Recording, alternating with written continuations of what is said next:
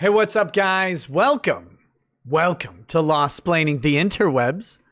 I am your host, Nick Rekieta of Rekieta Law, a small law firm in central Minnesota. And today, we are going on an adventure. We're going on some adventures, many adventures. I don't know, whatever we're doing. We're going to talk. We're going to have a good time. We're going to relax and chill. And we're going to talk about some things and stuff. And you know the things and stuff that we're going to talk about. We're going to talk about Albion College and its tracking of students. And it gets crazier. It gets crazier. I have a viewer who has a line to what's going on at Albion and has sent me some stuff. And I will be sharing some of that with you. We're going to look at some news articles. We'll look at some articles of learned newsery. We will look at some emails from the school. We're going to look at some stuff. And we're going to see just what's going on at Albion. And I think it might enrage some of you. So we're going to check that out. Jerry Falwell is apparently a cuck.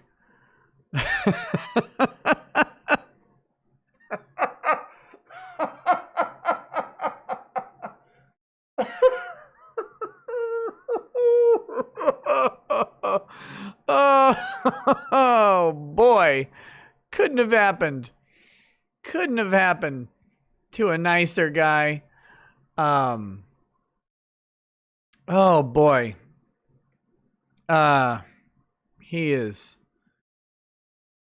Whew.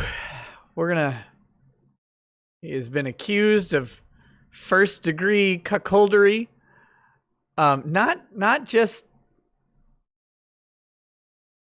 I mean, not Jerry Sr., Jerry Jr., the one that's still around or whatever. So, we're going to talk about that because that's a funny story going on, right now. Oh boy. Yeah, we're going to talk about that. Jerry Falwell Jr. is a giant cuck. I'm going to talk a little bit about Epic versus Apple. What the hell is this? Why is the Nightbot? What? No. You get off. You are removed. Get away. Get out. So I installed this Nightbot.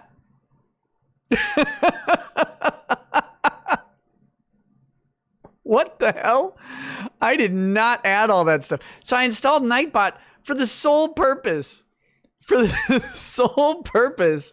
of collecting chat logs. I just wanted it to log the chat. I didn't want it to do anything. That's great. It became self-aware.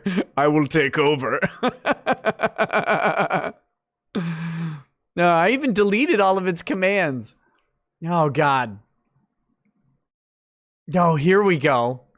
Hold on. I don't want it to do that. Nope, get rid of that. I don't want it to do anything. Go away.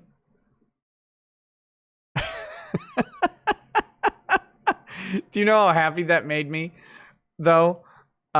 Because it just deleted. Oh, it was live for like 5 seconds. It's like pew pew pew. Chat out of order. This is why we can't have the AI. See, some of you guys. Some of you guys think that it's going to be someone smart designing the AI, and it's going to be someone competent, and it's going to be an AI that helps us all. But in reality, it's going to be someone like me. It's going to be some dummy who's like, oh, it's fine. Yeah, we can go ahead and activate this. What could go wrong? All of a sudden, laser beams through everybody's foreheads, and it's chain sorting everyone into oblivion.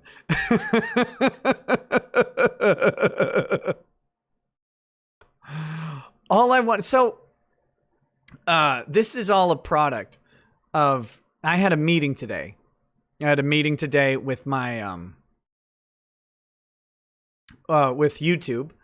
And they were... my YouTube liaison was helping me understand some cool features to make things more interactive, to help me with tracking things, and to develop more stuff. And I thought that was fun.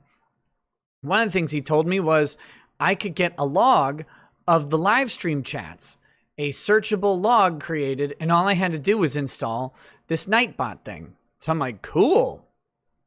So I went on there and installed the Nightbot. It just timed them out. They'll be back after 5 minutes. I'm pretty sure.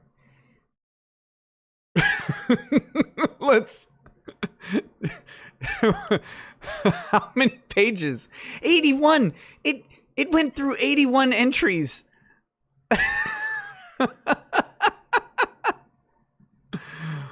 In 1 minute, the Nightbot attacked 81 people.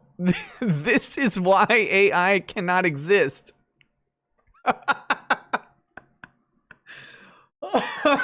Oh boy. We're going to have to go through. I've got the log. We're going to go through the log in just a minute. It'll be very meta.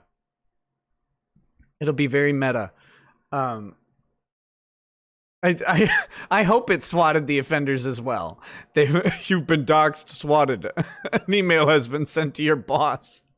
Your sex tapes have been released. Your websites have been hacked. Oh my gosh. Oh boy. Or wait, is this just the chat that it logged? Or is this the people that it terminated? Oh boy. Okay. I'm going to bring the Nightbot back. Because I think I fixed him. So prepare to be destroyed. Oh, it only timed out 7 people. And, oh, do I only have access to 5 of them? We've got Sakaki Onsai was timed out. Dominic, for saying enter Sandman in all caps. Doesn't seem very offensive. But it was in caps. That's why. Dom Nick was timed out. So enter Sandman. Let's look at the strange hand of Nightbot. Okay? So Sakaki Onsai, enter Sandman, all caps, 600 seconds. Dom Nick, in all caps, sends fuck BLM and Albion, 5 seconds. Luis 89, 600 seconds for you're fired. Luis 89 simultaneously got 5 seconds for 1 minute late Nikki. And then Rhinoceros Rex sends I have arrived, and he got 5 seconds. I don't know why Sakaki got the full 5-minute treatment. We're going to have to change his name to Bukaki Onzai instead of Sakaki Onsai. Bukaki Onzai. There we go. That's what Nightbot did to you. Okay. I'm gonna bring it back. I'm gonna bring it back. All 5 of those were for all caps. All right. Let's see if we've got... It says Nightbot is joining the channel. He's gonna enter the chat.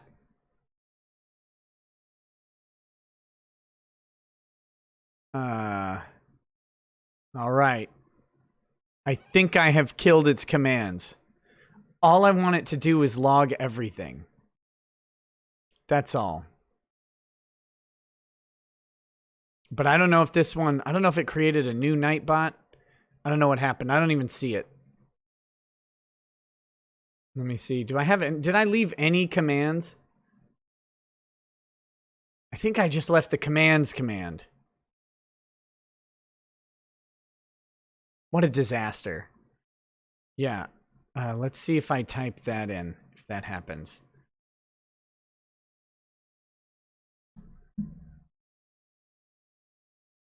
Oh no, I don't think I brought it back. I think I have to do something different. Okay.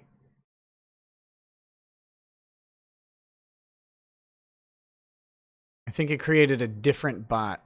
Here we go. Or it might have to start on the next, it might have to wait till the next live stream. I don't know. We'll have to deal with it later.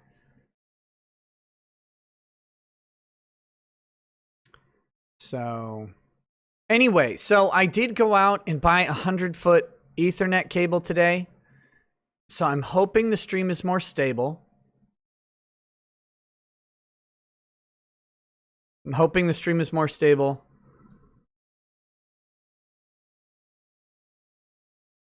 But we'll see. We'll see. If it's not more stable, then that'll be on YouTube. I don't know what else it would be at that point.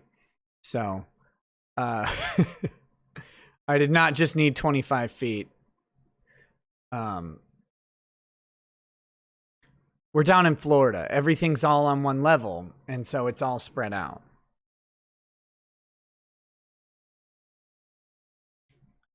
I got your Twitter DM, Wolvenar, but I haven't actually looked at it yet. I mean, I just saw the notification, so. Anyway, okay. So where were we?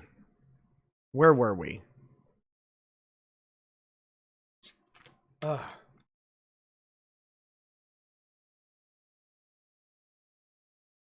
We've got some.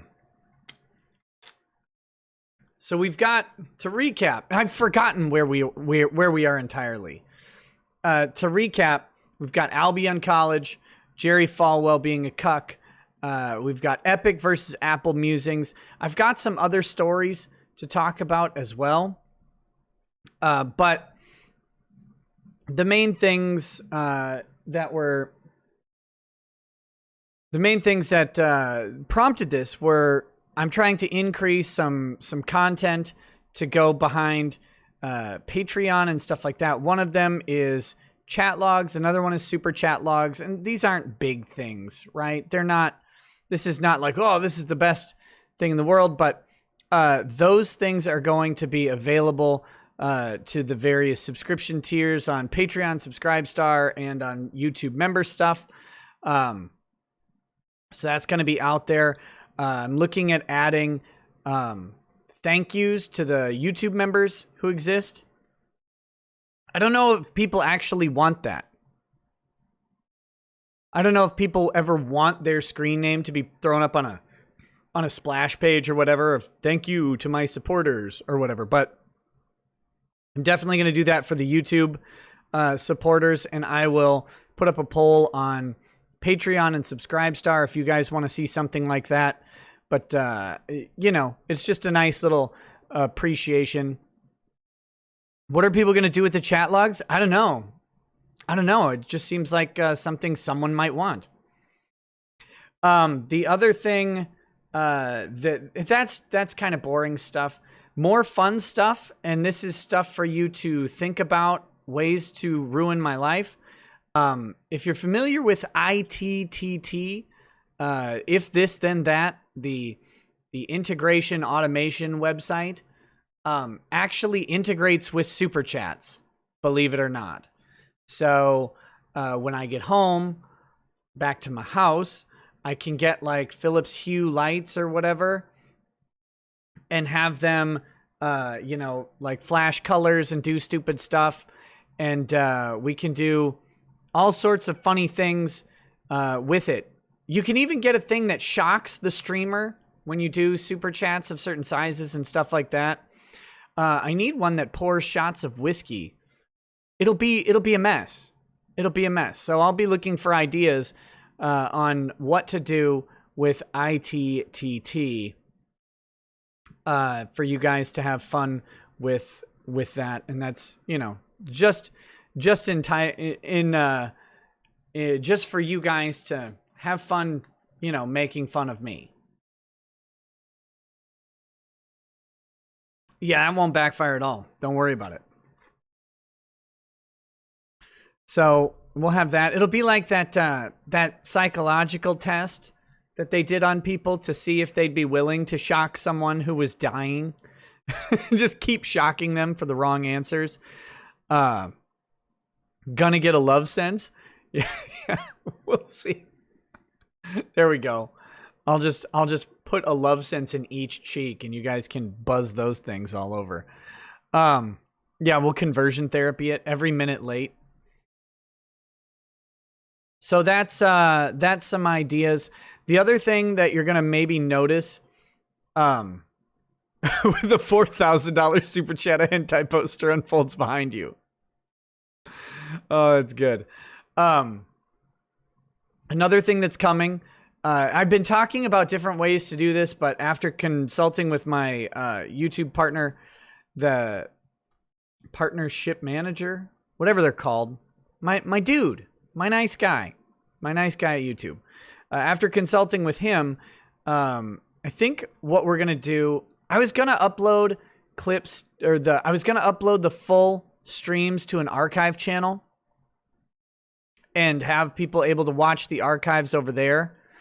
But that is not, there are problems with that.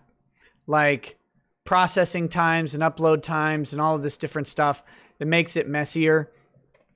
So what I'm going to do instead is, once the streams are done, they're going to go unlisted rather than staying public. But they will be put into a playlist of streams. Apparently, a lot of streamers do it this way. So there will be a playlist of all of the archive streams that will exist. And you can pull up that playlist and it'll just keep updating. I don't know, I might do it by month or something. We'll test it out and see how that goes. But for now, just know that there will be an unlisted stream playlist that where once you have the link, and this is the big thing. Once you have the link to the live stream from the tweet or whatever, however you join it, it won't ever change and go away. That's the problem with taking it down and putting it up on a different channel and all of that stuff. So that way the link will always be there. And then clips of the live stream are going to get uploaded as they come out. So if there are, you know, if you have clip suggestions and stuff like that, segments of the show that you really like, and you want to send me timestamps or whatever to do that, you are certainly welcome to help me figure that out and how that's going to work. I'm not positive exactly how that's going to be, but are you still doing a YouTube alternative to archive as well? Yes, I'm working on it. I've got BitChute. There's another one. Is it called Ultion? Which is a little too close to Ultron. Not Ultron, Ultion. Is that it? Not Ultion. What the fuck is it called? I'll have to remember. It's a new video service. They were really small, just got started. They reached out and they offered to actually migrate my YouTube content over. I got to see how that would work. I have to be pretty cautious with that stuff, because that probably requires a permission on my YouTube channel. But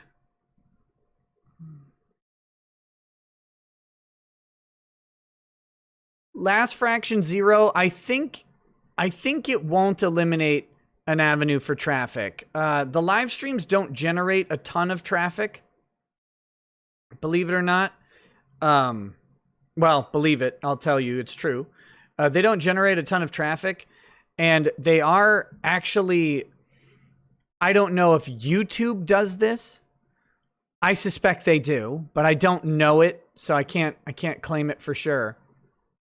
But just from a social aspect of it, when people like are watching a video, and the biggest drivers of growth on YouTube are the short videos. That's why everybody does them. When people watch like a 10-minute video and they're like, oh, this is cool. And then they subscribe or whatever, and the next video they see is a 5-hour live stream, they get a little weirded out. Or when someone visits the channel, they're like, oh, I heard about this channel. They click on it, and all of the content on there is 3 to 5 hours long. It's really intimidating for people. So instead, the clips, hopefully, will be something to kind of draw people into the idea of watching the live streams as well. It's Utreon. Okay. Utreon. Here, I'll show you. If I could type, oh my gosh.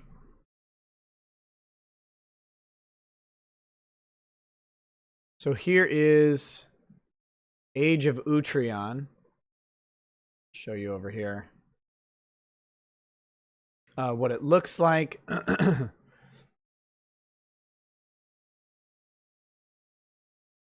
Here we go. So Utreon looks like this. You know, it's a basic, it's a video thing. It's a video thing.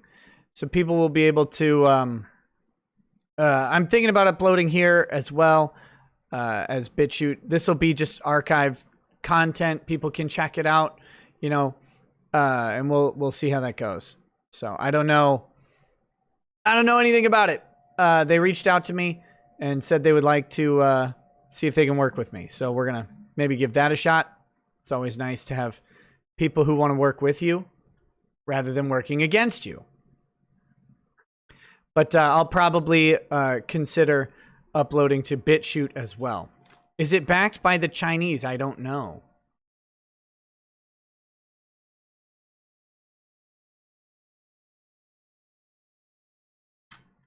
But anyway, so those are things we talked about, you know, just increasing efficiency of the channel in delivering content for you guys, because that's the goal. Create things you want to see, create things other people want to see, bring people to the chat.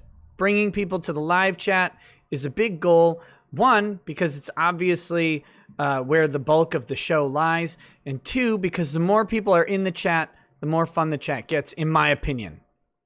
Maybe not. I like to think of the chat as its own sort of sustaining community. And I think it kind of is. I think it kind of is. And so I always want to have people invited into that community. But that being said, where are we today? Will the show get a new host? No. No. Actually, that has been proposed. And I said no. I said no. But yeah. So anyway, what was it? Oh yeah, and the first, so I'm working on learning how to clip out things from the live stream. I eventually may have someone else do it because they'll be better and faster at it. But the first thing I'm going to clip out is my rant about Leafy, Asmongold, Pokimane, or whatever from the last stream as a test. So hopefully you'll see that pop up really soon. You should give Viva Frey to replace you. Rude. Ouch. Ouch. But that's, so, you know, that's, hopefully you'll see that go up maybe tomorrow. And once I figure out how to quickly clip things out, things will get moving along. Of course, a final reminder, as we are in this 26-minute introduction, as we're in this 26-minute introduction now, starting Friday, there will not be a live stream, as I'll be driving home Friday, Saturday, Sunday. There will be a live stream on Monday. But yeah, so there will not be much content coming out Friday, Saturday, and Sunday. Where are we? Okay, let's hit this initial super chat from Bad Vibes. And he says, your life matters. Think before you speak. Pay attention where your ass is sitting. Don't fook with crazy, and you will have a much greater chance of seeing tomorrow. So, good, encouraging message from Bad Vibes there. Yeah. You should get the quartering to do a stream for you just to tick off a bunch of people. Why would the quartering streaming tick off a bunch of people? I want to go do a drinking charity stream from the quartering's house. I think that'd be fun. Like he and I just sitting and taking shots of whiskey and laughing and raising money for charity. We should do that. Speaking of charity and the quartering, let's start with this because I've already been asked about it. And rather than trying to grift more super chats about it, let's just talk about it here. This is a fundraiser that is being organized by the quartering. So I'm sure there are tons of people who call it a fake grift. And that, I don't know if it is or isn't. I would assume it's not. It's very public. And this is the Gravity Gaming Lounge. Gravity Gaming Lounge. They have now raised $30,000, $30,785 of their $40,000 goal. So they're moving very quickly.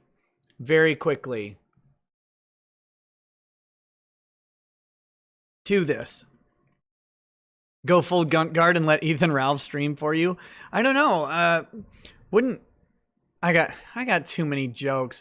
Poor Ralph. Like if I don't want to lay into the guy too hard with the YouTube jokes, but no, he's been forcefully dejected from YouTube, ejected, rejected, thrown off of YouTube. I think I'd actually risk the channel having him host. I don't think it'd be a big deal having him as a guest. I actually had him as a guest right after he got tossed off, but I think that would be a mess. But anyway, this is organized by Jeremy Hambley. It's through GoFundMe. This is for the Gravity Gaming Lounge, which was, I believe, torched in Kenosha. That's right. So Gravity Gaming Lounge, let's just read it, is a place in downtown Kenosha where gamers can get together and build relationships and have a great time. Last night, protesters looted the entire store, and it has been forced to shut down. The damages are about $50,000. I live about 25... Lots of abouts here. Not very precise, Jeremy. I live about 25 minutes away from this place, and I don't want to let this happen. My name is Jeremy Hambley. I live 25 minutes. Well, is it 25 minutes, or is it about 25 minutes? Mr. Hambley. Mr. Hambley. I live 25 minutes north of Kenosha and visit often. I also run the new YouTube channel, The Quartering, and have reached out to the owners via Facebook. Here is their official breakdown. We estimate our damages to the building to be close to $20,000, having to replace both doors, several windows, and fix interior damage caused during this horrific event. We also estimate our loss of operating equipment to be roughly $20,000. Our breakdown comes from 8 Xbox One S's and 8 PS4 Pros, as all our consoles were stolen. Can you believe this hateful language? Can you believe...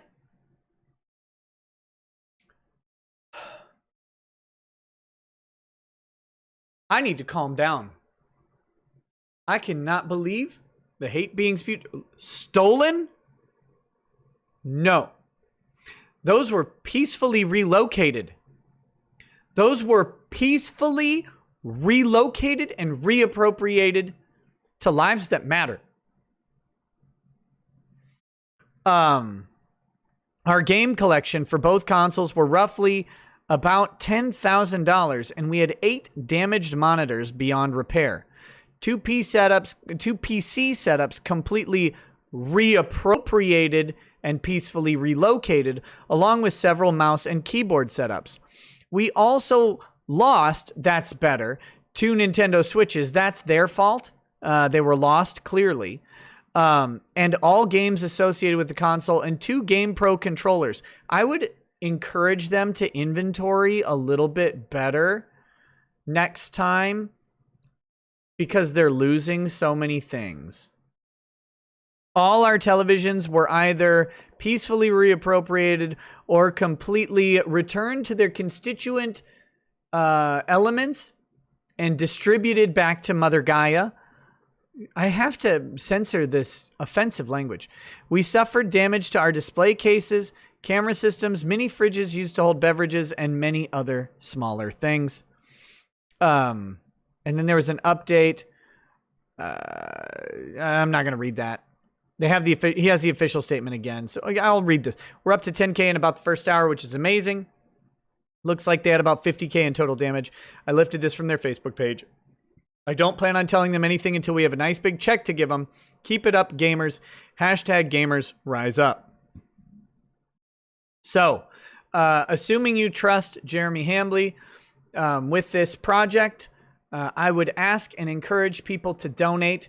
And, true to form, I don't ask people to donate unless I'm willing to donate myself. So I am going to do that right now. Off screen, I will show you my donation receipt once we get in to that. Let's see. Continue. Oh my God.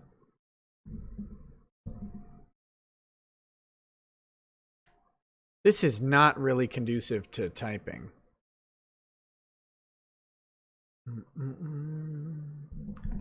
My setup, nothing else. It's not anyone else's fault. Just my own.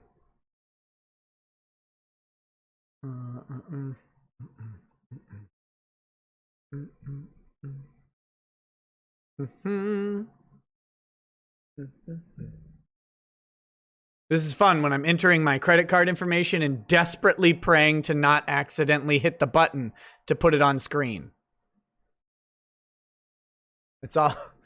My entire goal right now is like, please, dear God, don't accidentally hit that button and display my credit card to the earth. Let's see. So, I'm finished sharing. I don't share things. Return to campaign. So here we go. Back to the solo stream. You can see me right there. $100 thrown in. So if you guys are interested in donating, like I said, I don't ask people to donate unless I am willing to donate to something myself. I have faith that Hambley is not going to commit fraud in public. Doesn't seem like a smart thing for him to do. And that this money will be faithfully sent over to Gravity Gaming Lounge. I do see some names from the chat, so thank you guys for donating as well. I really appreciate that. Let's see if we can give them a little boost. See if we can give them a little boost, because it's absolutely insane.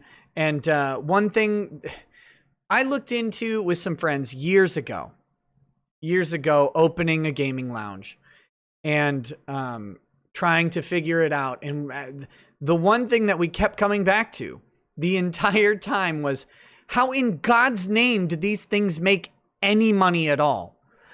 They do not make a lot of money. They run on tight margins. These are not profit monsters. These are passion projects. They tend to have equipment that costs a lot, and they tend to have to maintain and update that equipment with regularity.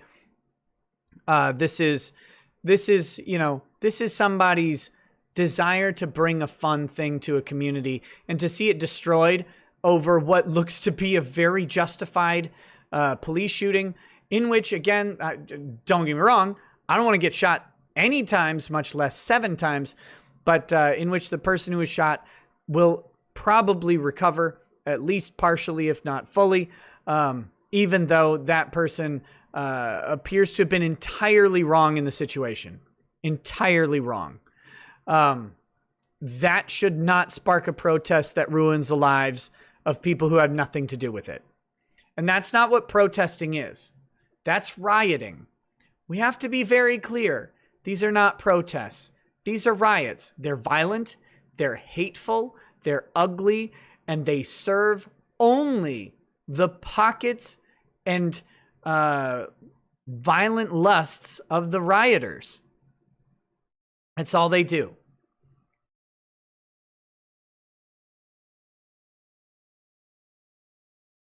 Guy's expected to live paralyzed, waist down, though. Man, it's going to be real unfortunate if he's paralyzed in jail. I mean, that would be... That's where I would not want to be paralyzed. Although maybe there could be some advantages, I guess, to having a waist down paralysis in jail. I'll let you figure out what those are. But there you go. That is it. So if my mods could I'll throw the link in the chat. I'm sure you guys can just find it if you look for Gravity Gaming Lounge. But there's the link as well. The mods can go ahead and submit that link, and you guys are welcome to pop in.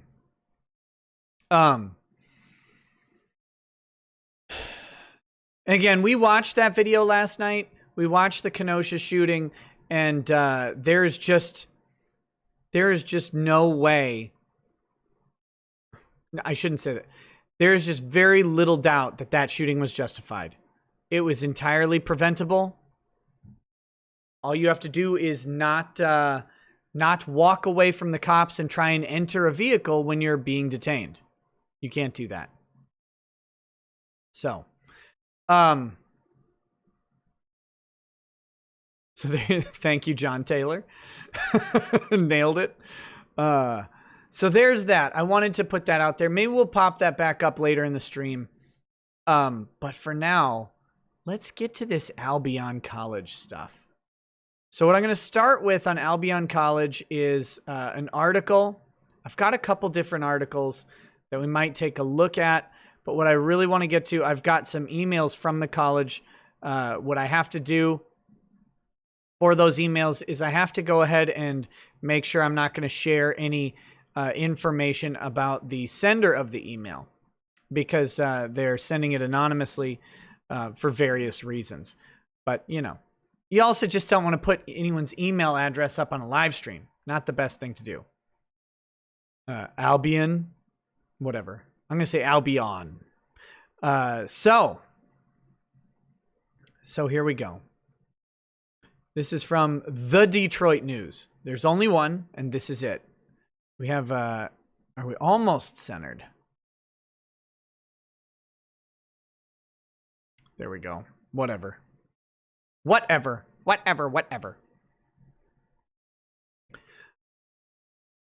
Lilith, from what I heard they had tased him.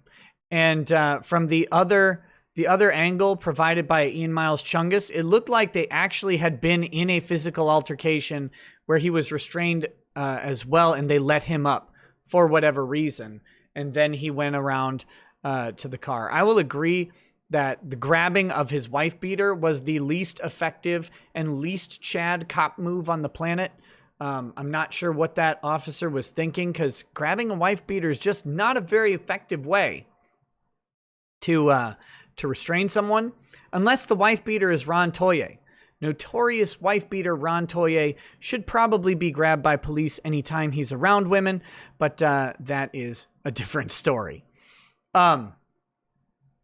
And I've seen people talk about the knife. I haven't seen the knife being confirmed, but, you know, it doesn't matter. None of this actually matters. The guy opened a door to get into a vehicle while he was under arrest. No one knows what's in that vehicle. No one knows if he would close the door and drive the vehicle off.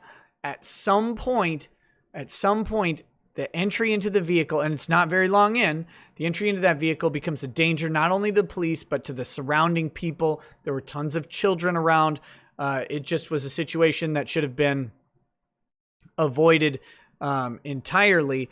But at the point where they got to that he went into that vehicle, shooting is justified. So we'll see. We'll see. And you know me, I'm the most anti-cop shooting people person on the planet who except for the person who's like, oh, cops should be executed. Like that's not me. I don't think that. And I do think there are justifiable shootings. I hate even justifiable shootings. I just think that this one, it's hard to argue with. All right. Anyway, back to this. On this story, we're going to move on. Moving on. We can process our grief later. Also, do you guys want, like, I don't watch the RNC or the DNC, but do you want, like, videos of me, like, and feel free to tell me no. Like, do you want me to react to any of these speeches or anything on a live stream, or anything like that? I mean, I'd be willing to do that. I kind of hate them, so I don't do it. Nope. Thank God. Thank God. I'm seeing more no's than yeses, which makes me really happy. Oh, praise Jesus. Because you guys don't know how much I hate watching political speeches. I hate it. I hate it. So, thank you. Thank you for that positive reinforcement. Speaking of positive reinforcement.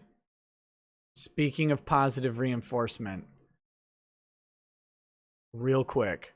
I feel like this just happened to me, but I'm strangely okay with it.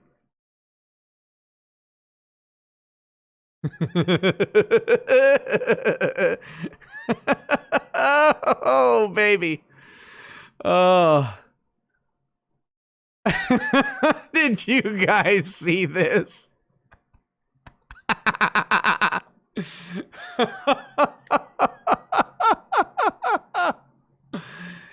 Would you be interested in seeing a video post every day from now until election day with my thoughts on what's going on? No. 75,000 votes. 75,000 votes. And 82% of them were no. He's 18 now, right? He's 18. So we can give him a verbal thrashing. This pile of garbage, this dumpster of a mock adult, David Hogg, is the most disgusting opportunist I have ever seen. Propelling himself on the blood of his dead classmates into political who caresery. The least qualified person in any room he's ever walked in is David Hogg. Offered tuition to Harvard for what? For what? David Hogg is if you're not aware, there was a shooting down in the Florida. What school was that? It was Broward County, right? It was the big one, the Broward Coward and all of that stuff. The school shooting in Florida. David Hogg was a student at the school who used the trauma of maybe not even being on campus when the school shooting happened. Parkland, yeah. Maybe not even being on campus when the shooting happened to propel himself into his career. His dad's a Fed. He's likely some sort of gay op, literally. And it's absolutely disgusting to walk on the corpses of his dead classmates in this way. I hate it. Let me just put this out there.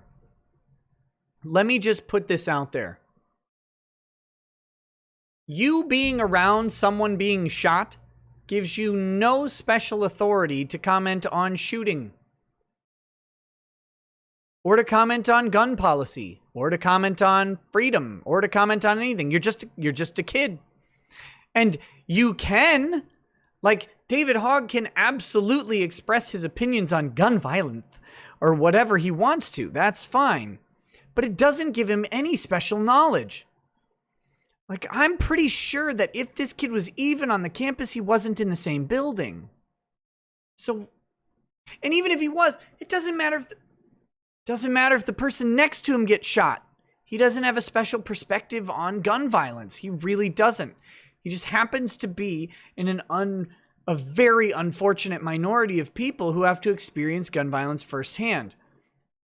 That doesn't mean he has special insight into what very complex constitutional questions come into regulating guns. And we need to stop pretending like it does.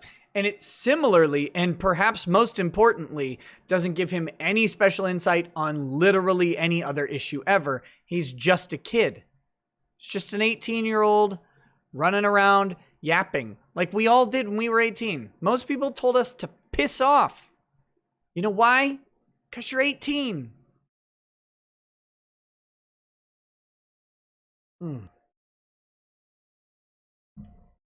But they propped this kid up, and he trotted himself out there. It is great. It is so great that this happened. So great that this happened. Look at that. Look at that ratio. Just obliterated. 3.5 to 1 ratio on the retweets and comments. Absolutely BTFO'd on the voting.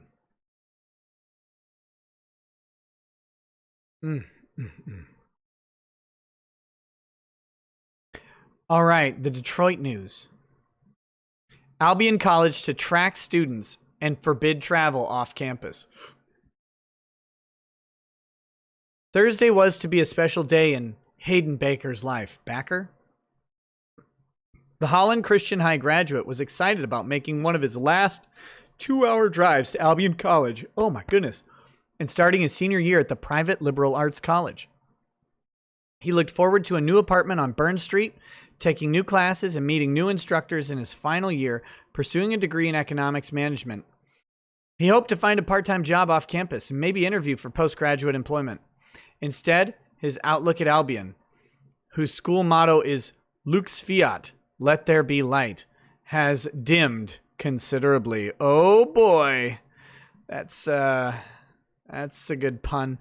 This school year will start with a COVID test on arrival and 72-hour quarantine until the results come back negative. That's not so bad. That's not so bad. There's a few new rules, said Baker, who's 22. Returning, we all expected to wear masks and social distance. That's pretty normal these days. But at Albion, it's like we're about to become prisoners. That's because for the entire fall semester, the next 14 weeks, students cannot leave the campus's 4.5-mile perimeter under penalty of suspension, nor can they have outside visitors, including family, without prior approval, normally about 5 days' notice, according to a recent email from school officials. We also have to agree to sign up for a phone app which tracks our movements, said Baker. They started talking about it in June, and I was expecting something that would keep track of my tests and grades. I had no problem with that. But I never figured on something keeping track of me wherever I go. He said, I suppose the purpose is for contact tracing in the event of any COVID-19 cases. That's what they're claiming, yes. I'm a pretty private person, and this makes me uncomfortable. It should make you uncomfortable. His only alternative, Baker says, would be to drop out of school until the new rules are lifted. That's unacceptable, he said. I want to finish my senior year now. I want to get a job. I want to get on with my life. Don't do it. Don't do it. Like Van Wilder, take the 7-year bachelor's degree program. Trust me. Just stay in college. Once you've got all the credits, it just gets more fun. Just don't graduate. So I will just try to make the best of this. While Baker and 1,500 fellow undergraduates must comply. What? The stream's back. The stream's here.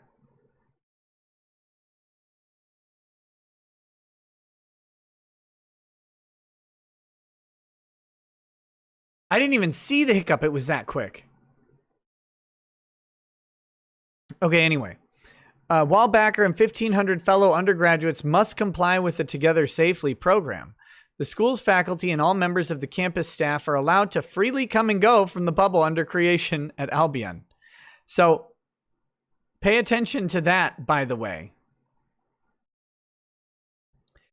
Let's reread that. 1,500 fellow undergraduates must comply with the program. The school's faculty and all members of the campus staff are allowed to freely come and go from the bubble under creation at Albion, located in Calhoun County, which has recorded 755 cases and 42 deaths. So you have to, the staff have no tracking on their stuff. They don't have to comply with any of this. We have created policy and protocols that allow for the reduction of risk as much as possible, but it is not feasible to have faculty and staff live on campus. Why not? Why not? Said Albion President Matthew Johnson, who responded Wednesday to emailed questions from the Detroit News. I think sounds like they're unwilling to make the sacrifices they're asking of their students. I think this is ridiculous. Johnson said the reopening plan was created by Albion leadership in consultation with the Board of Trustees and guided by a council of medical experts who evaluated the entire Together Safely Return to Campus plan, including the need for the Aura app. The purpose of tracking students is to manage risk, not limit movement. They'll go where they'd normally go. We wouldn't want to be using that tracking of our students for any other purpose than just the contact tracing. That's all it is. When they all know they're being monitored, they'll go to the same places they always would. This is the argument of governments and tyrants the world over. Location data will only be accessed if there's a positive test result for the purposes of contact tracing, or in the event of an unauthorized departure from campus for the purpose of managing risk of exposure. Okay, so only if there's a positive test, or, well, if they leave campus without permission from the state. Right? They won't be accessing that data. Well, I mean, they'd have to access it to know that someone left campus. They'd have to access it. You'd have to know that someone left campus. So you'd have to access the location data to know when they actually left. He added, the vast majority of parents have shared their appreciation and encouragement for our thoughtful and robust planning. I'm pressing X. I'm pressing X on that one. The vast majority of parents. Okay, so if you got 1,500 students, that means that the vast majority, you'd have to say, what, 900 sets of parents would have expressed their appreciation and encouragement? I can't imagine that is true. There is no perfect solution. There is, though. There is. Just don't do what you're doing. And every higher education institution is navigating this in real time. Our goal is to do what's best for Albion students, faculty, staff, and community members. Right now, we believe this is the best possible path forward, he said.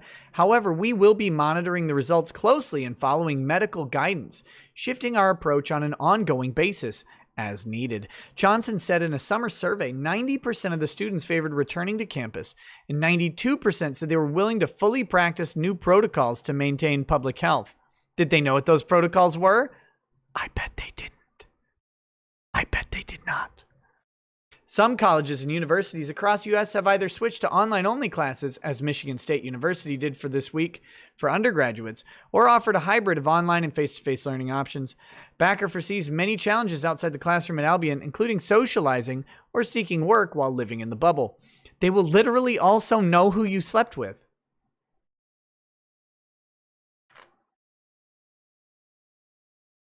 They'll know. They'll know who you spent time with. They'll know the identities of your lame D&D group. They'll know if you were sneaking around campus doing fun things. They'll know all sorts of stuff.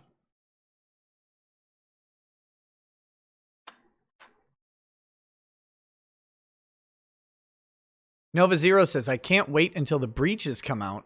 APIs will be used to access to these things will be done, and terrorists will use this for targeted peaceful protesting. Ah, yes, terriers, like good little doggies. Fetch, puppies. Fetch. Get them, puppies. All right. I was looking forward to seeing some buddies I haven't seen all summer and catching up, he said, but we aren't allowed to have guests in the dorms or apartments. We have to meet outside or in public hallways. Albion students, You know what time it is. It's time for you to bite the bullet and bang in the hallways. Do it. Do it. I need a part-time job and was looking forward to getting a job making home deliveries from Myers or Target, but that's not going to happen because I can't drive off campus. But I still get to pay my $300 parking fee, he added. Bad Vibe says the college app can easily be overcome. The joke is on the college. They're idiots and it will cost them millions. Johnson said the college will consider written requests from students for off-campus employment. Students can also inquire about leaving campus for emergencies and a wide variety of reasons. A staff member will approve such requests using a case-by-case approach. Yeah, I'm going to leave campus. Where are you going? Fuck you. That's where. To your house. I have a date with your mom. I mean, I cannot imagine being asked where I'm going while I was in college. Where are you going to go? Like, fist yourself. What? Let's see. Students will be required to meet with staff upon return to ensure safety as they come back to campus, Johnson said. You know why? To ensure they don't have another person with them, right? Put the app on a burner phone and leave it in your dorm? Yeah, but if you get caught outside of your dorm.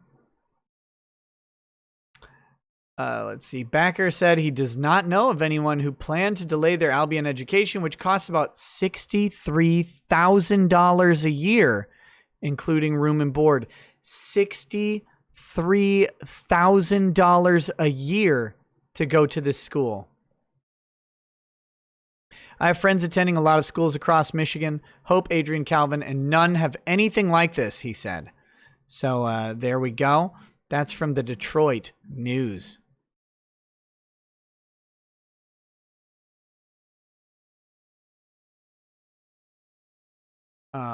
Let's see. Let's get some of these. Let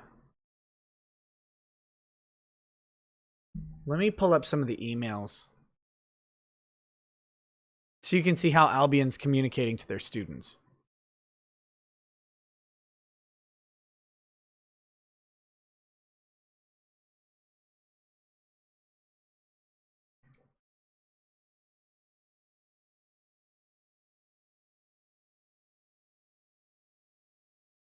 I'm going to snip this out in sections because I don't want, like I said, I don't want to in any way compromise my source on this. So, whoops,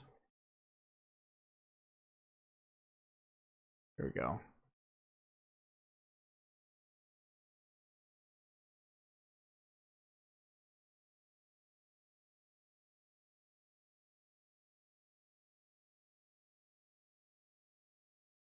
Oh, hey, this is neat. Start with this.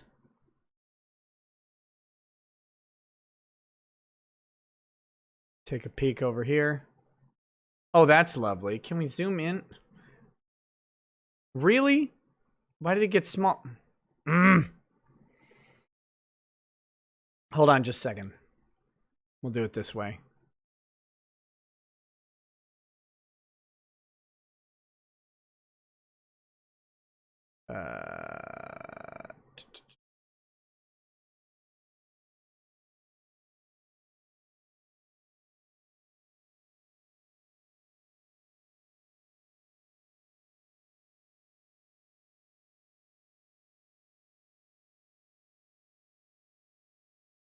One second here. What is happening? Okay. Oh, here we go. I think I can just go ahead and do it this way.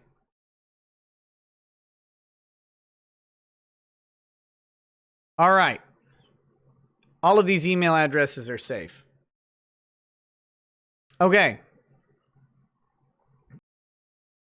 Cov, says, hey, Nick, how far are private citizens from the mandatory enforcement of the Aura app, for our safety? Might seem a bit extreme, but I think it's closer than we would hope. Oh, it's really close. Like, that's not even a joke. That's something we may see very, very soon. And we should be terrified of it. They've already talked about this. They've already talked about doing this at various state and federal levels. I don't know if you guys know this. Are you guys aware that the CDC, the Center for Disease Control, the people who have been giving all of the recommendations that everyone is following, has dropped their 14-day quarantine requirement? Or their recommendations, not a requirement. Are you guys aware of that? I mean, they're still talking about all of the things, all of the places maintaining the quarantine, but the CDC dropped the recommendation.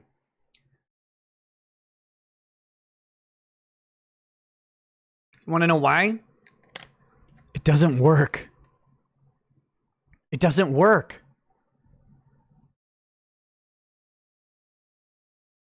It doesn't work.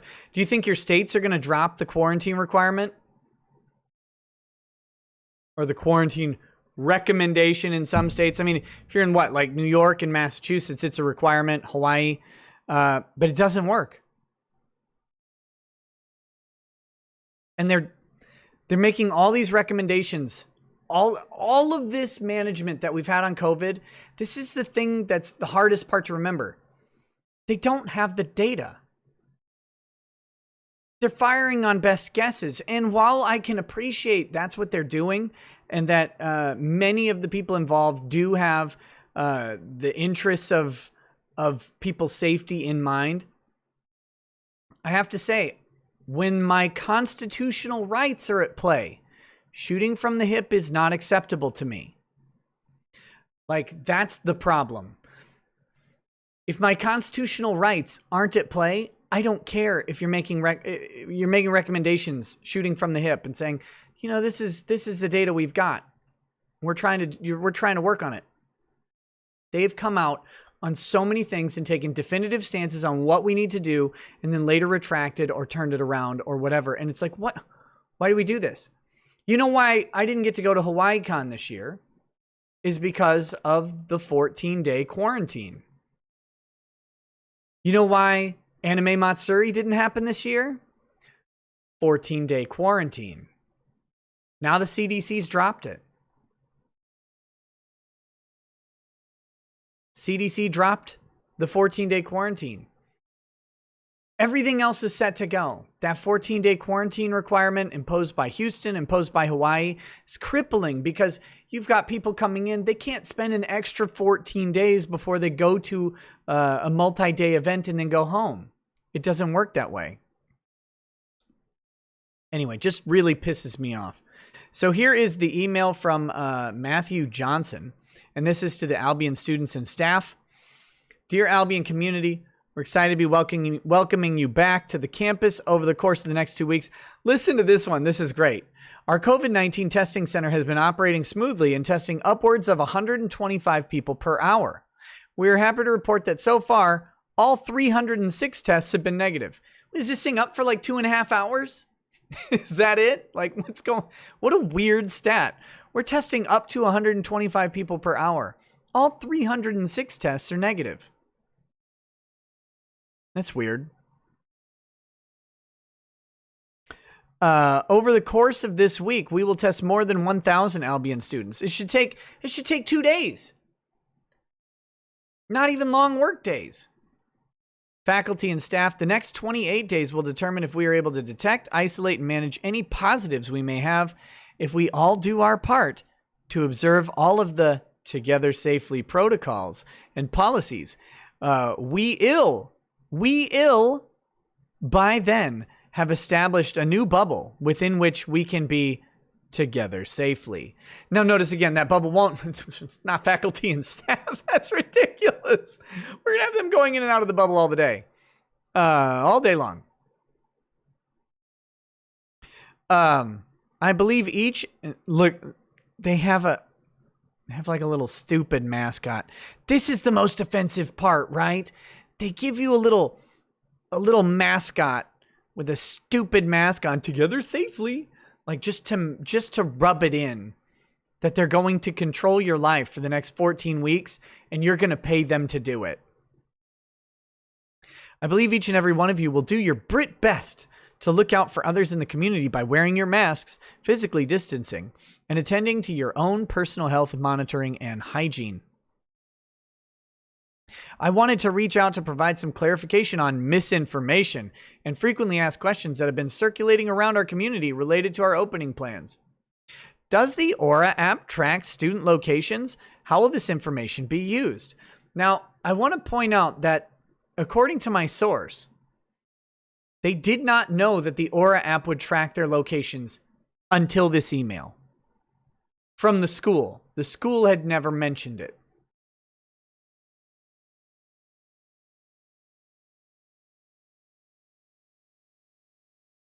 The installation of the Aura app is required for all on-campus students and must have the location services active at all times. The app tracks locations of students, which is critical in order for us to rapidly and effectively do contact tracing. Contact tracing is a required practice of the Calhoun County Public Health Department. The only time a student's location data will be accessed is if they test positive or if they leave campus without following proper procedure. Once the testing program is over, all data will be deleted. Nope. No, it won't. No, it won't. No, it won't. It definitely will not be deleted.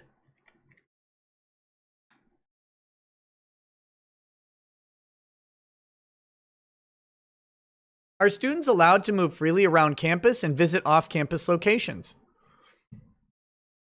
Students are free to move around campus outdoors, provided they follow together safely protocols and precautions such as wearing masks and physical distancing. This includes visiting campus locations such as the Ludington Center and the Held Equestrian Center. In addition, that's what $63,000 a year gets you guys. You get horses. In addition, students are encouraged to visit local businesses that are participating in Albion's testing protocol. We will share a list of these businesses soon. Approved businesses are approved, comrade. Only approved businesses are approved. There are no disapproved businesses, comrade. It will be okay. You can go where you can go. We will share a list of these businesses soon. Some individual students may be granted permission to leave campus for medical appointments, religious obligations, or significant family obligations. Students will need to fill out a form online to make the request for permission. This policy, everybody, every student, every day should fill out that form 6-7 times a day. I'm going to go to Walmart. I'm going to go to Target. I'm going to go to the pet shop. I'm going to go to the park. I'm going to go just flood them. Just make them process 10,000 of those things every day. Every day. That's what I would do. The policy is in place to protect the local Albion community from infections that may be brought to the community as students return from being away, and to prevent new imported cases of COVID-19 from coming to campus during the semester. Our goal is to establish a relatively COVID-free bubble around campus and the greater Albion community that protects us all and allows greater freedom as we proceed through the semester. What happens if a student leaves campus without permission or disables location services on the Aura app? That's reasonable. Good question. When a student returns to campus after having left without permission, their ID will be deactivated, and they will therefore not have access to any campus building. Additionally, they will receive... I wonder if that applies to the dorms. That would be very funny if they got hit with a constructive eviction lawsuit. Additionally, they will receive a notification on their phone that instructs them to schedule an interview with a member of student development staff about their time away from campus. At that time, a public health risk determination will be made. A student may be required to take a new COVID test when they return, and may be asked to self-isolate depending on the risk associated with their time away from campus.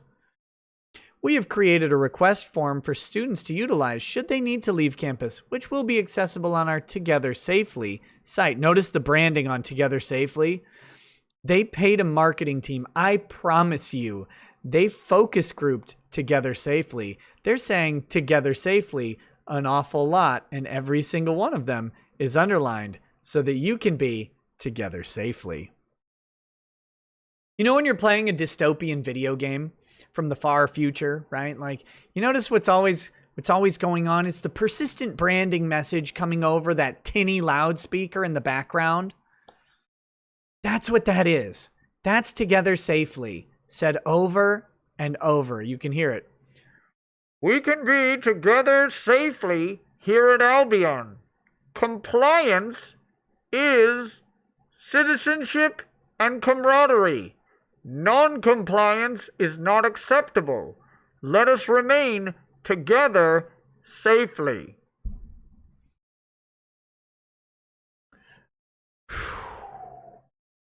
This process will give our staff the necessary information to begin to assess and mitigate risk associated with off-campus travel, and will be followed by a brief interview of the student by staff. Students should make requests at least 5 business days prior to the planned travel to allow adequate time for the staff to do the assessment. Last-minute requests or emergency situations can be requested as soon as the student is aware. 5 a day. Albion students do 5 a day for everything. Request it. Slog them down. Waste their time. You're paying them $63,000 a year. See if they bothered to think this through. Do 5 a day. If even 10 of you do 5 a day, it'll be too many. It'll be too many. They're not prepared for this. Do it. Do it. Do it. Do it. Will a student be expelled from the college for violating any of the Together Safely protocols and policies? Our first approach will always be to educate students about the importance of observing Together Safely protocols and policies when we observe students who are not in compliance. If a student continues not to follow Together Safely protocols and policies, they will be referred to the student judicial system for adjudication. Listen to this. Listen to the language. Oh my God. As in the case of other violations of student conduct code, the conduct process will be used to determine if the appropriate sanction. If a student is removed from campus because of failure to comply with Together Safely protocols and policy, the removal will be treated as a temporary suspension rather than expulsion, and the student may apply to re-enroll in courses in the spring. Can the community participate in the college's testing protocol? Local businesses will be able to participate in our testing at a reduced cost to assure their establishments are open to students and considered part of campus. The general public will also have access to testing through a partnership between the local NAACP. Things are always good when they're involved. City government, the Albion County Health Alliance, or Albion Community Health Alliance, and Albion College to host free public testing delivered by the Michigan Department of Health and Human Services. This testing is scheduled to be available for at least 6 months and will be located in the Washington Gardner Building. More information on this testing will be posted on Together Safely soon. We have also received several requests to view the HIPAA release and informed consent for specimen collection and lab testing forms that student will sign via the Aura app. You better release that HIPAA info. You better sign it. Sign it, peasant. You'll sign it in the app. Just sign it in the app. What are you even worried about your health data for? We don't have laws to protect that for any reason. Just sign it. Sign it, bigot.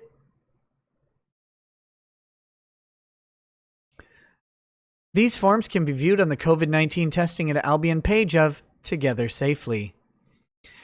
For more information, please take a look at our frequently asked questions, where we have answered more than 70 questions over the past 3 days. We will continue to update this document as we respond to questions from parents, students, faculty, and staff. Questions can be submitted on our questions portal. That's to Albion College. So there's that one. There's that one. Oh, wait. Together safely. Join the skunk. I cannot believe this. I would be having a field day. I would be having a field day. I would be writing letters to the editor of the school paper like a pompous, arrogant little dick. Just, oh my God, I would be going nuts. I'd have non-compliance. Like, civil disobedience is still disobedience. I can't believe this place. Someday, somebody is going to remember that colleges are a business and they're selling a product. That product is a degree. And expulsions are going to be an unconscionable breach of that contract. Think about this.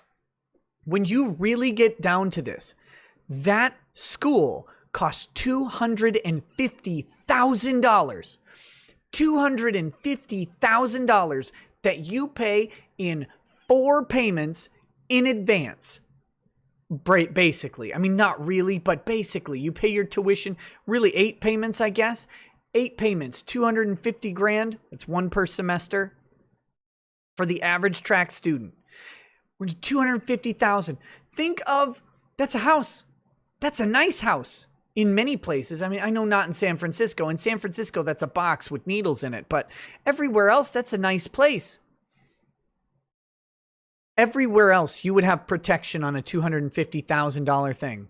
Colleges, your last day of college, they can just go, nope, no degree for you. And it's not a breach of contract because you violated some code of conduct. Somebody, someday, is going to take to task these disgusting institutions. Someday, someone is going to do it and say, no, no, no. I paid for this stupid piece of paper. You have to give it to me. You have to give it to me. Why do you think grade inflation exists at Harvard and Yale, by the way? You guys know about grade inflation at Harvard and Yale, I assume, in all Ivy League schools. Like the hardest institutions in the world, the best educations, the best learning centers, and something like 70% of their students have a 3.8 or higher GPA. That's grade inflation. The GPAs at Ivy League schools are off the charts. Is it because they're all just diligent little workers? No. No, it's not. It's because you're paying $400,000 for the education. You better come out with something above a C average. That's what's going on. Because you're paying for it. And you have to. And it's the only thing keeping these lawsuits from happening. Can you imagine if all of the lawyers who sent their kids to their alma maters, Harvard and Yale, and little Bevis comes out with like a D- average out of Yale, and little Shakira over there comes out with a C+ average from Harvard after daddy paid 480 grand for her 4-year degree. Do you think they're going to stand by? No, of course not. Look at who their alma mater is. Look at who keeps the school afloat. It's all lawyers. The moment one of these colleges goes out of line, they're going to get absolutely pounced on. Anyway, I can't wait for that day. It's going to be the happiest day of my life. Happiest day of my life. Screw them.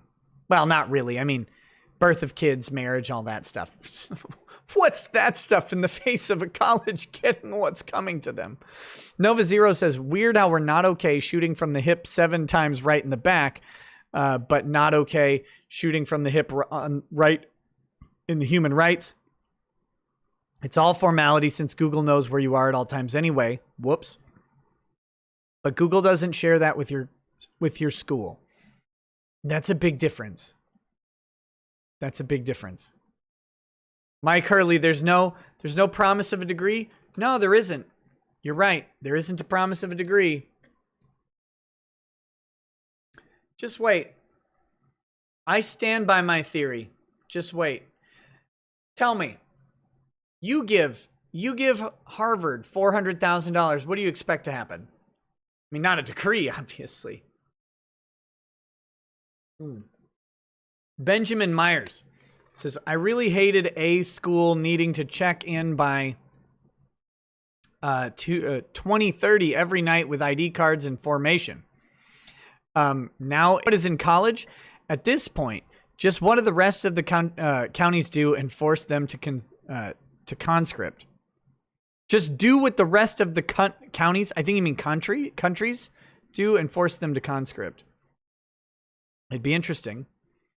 Oh, there it went.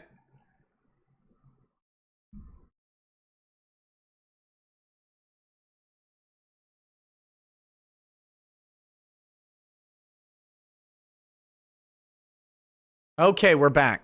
We're back. I don't think it's a cable issue. It's been a little bit more stable, but what a mess. What a mess. Bad Vibes says, this program was brought to you by the folks that grew up on Mr. Yuck. So there we go. Okay, let me get to the next email, because there's another one that just came yesterday. So, earlier today, I think. Yeah, this was sent at 6 p.m. on Tuesday. Okay. Food options and local businesses. Okay, we'll pull this up.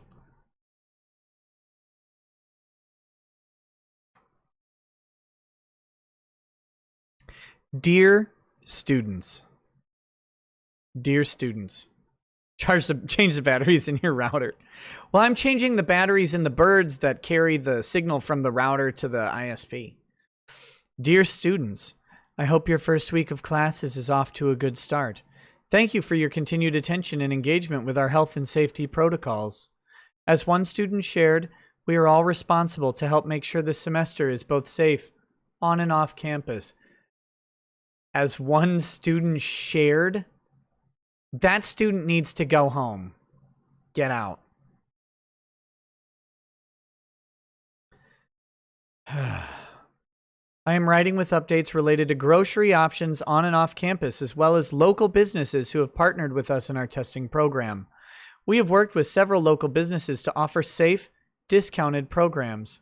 We are proud to work with these businesses who are committed to the Albion community and glad they have joined our program.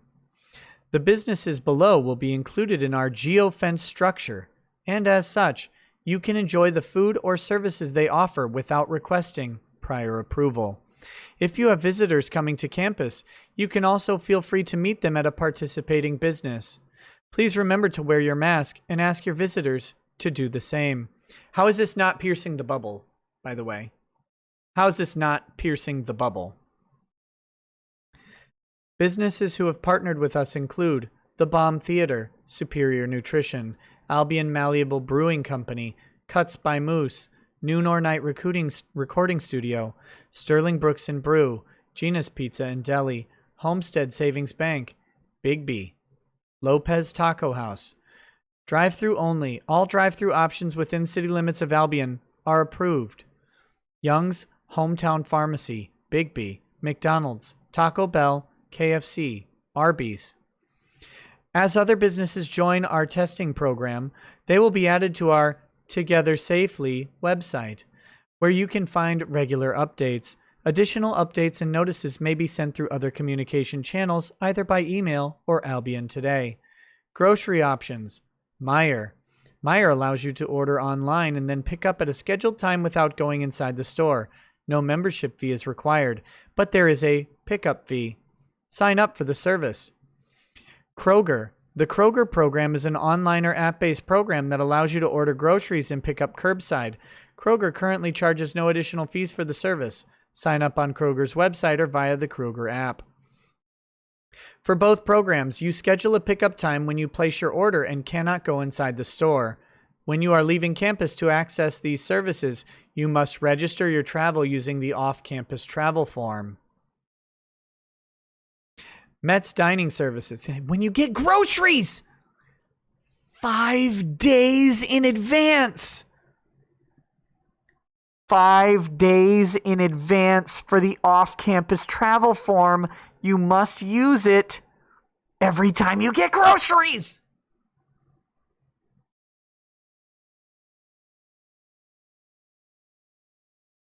Met's dining services. In addition to the campus dining locations, Albion College and our new food services partner Met's are looking for ways to diversify the fresh food offerings on campus. Please take this brief survey to help us determine interest in what should be offered. The current offerings are government bread and government cheese. Future offerings will include government cheese and government bread. Later this week, we will share more details about our geofence structure and protocol. Remember, take care of yourself, take care of each other, and take care of our community.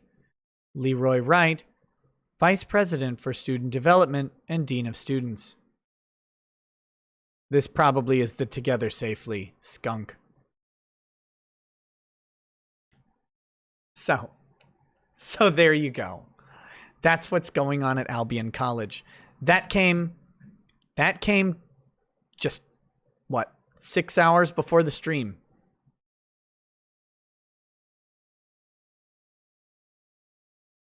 Whew! Woo! Of course it's legal. What do you think you're paying your college for? Not a degree, remember? Not paying them for a degree. You're paying them to police your activities.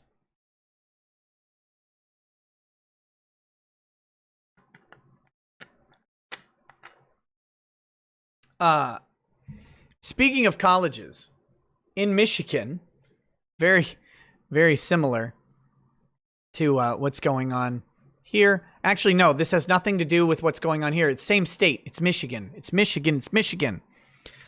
Lucas Gerhard. Guys, Lucas Gerhard. If you don't remember, Lucas Gerhard is the college student in Michigan who sent a Snapchat photo to his Snapchat friends of his rifle and some gear and said, this will really help melt the snowflakes. And by snowflakes, I mean actual snow. And that was considered a terroristic threat. He was arrested and charged with terroristic threats. Yesterday was the 1-year anniversary of his arrest.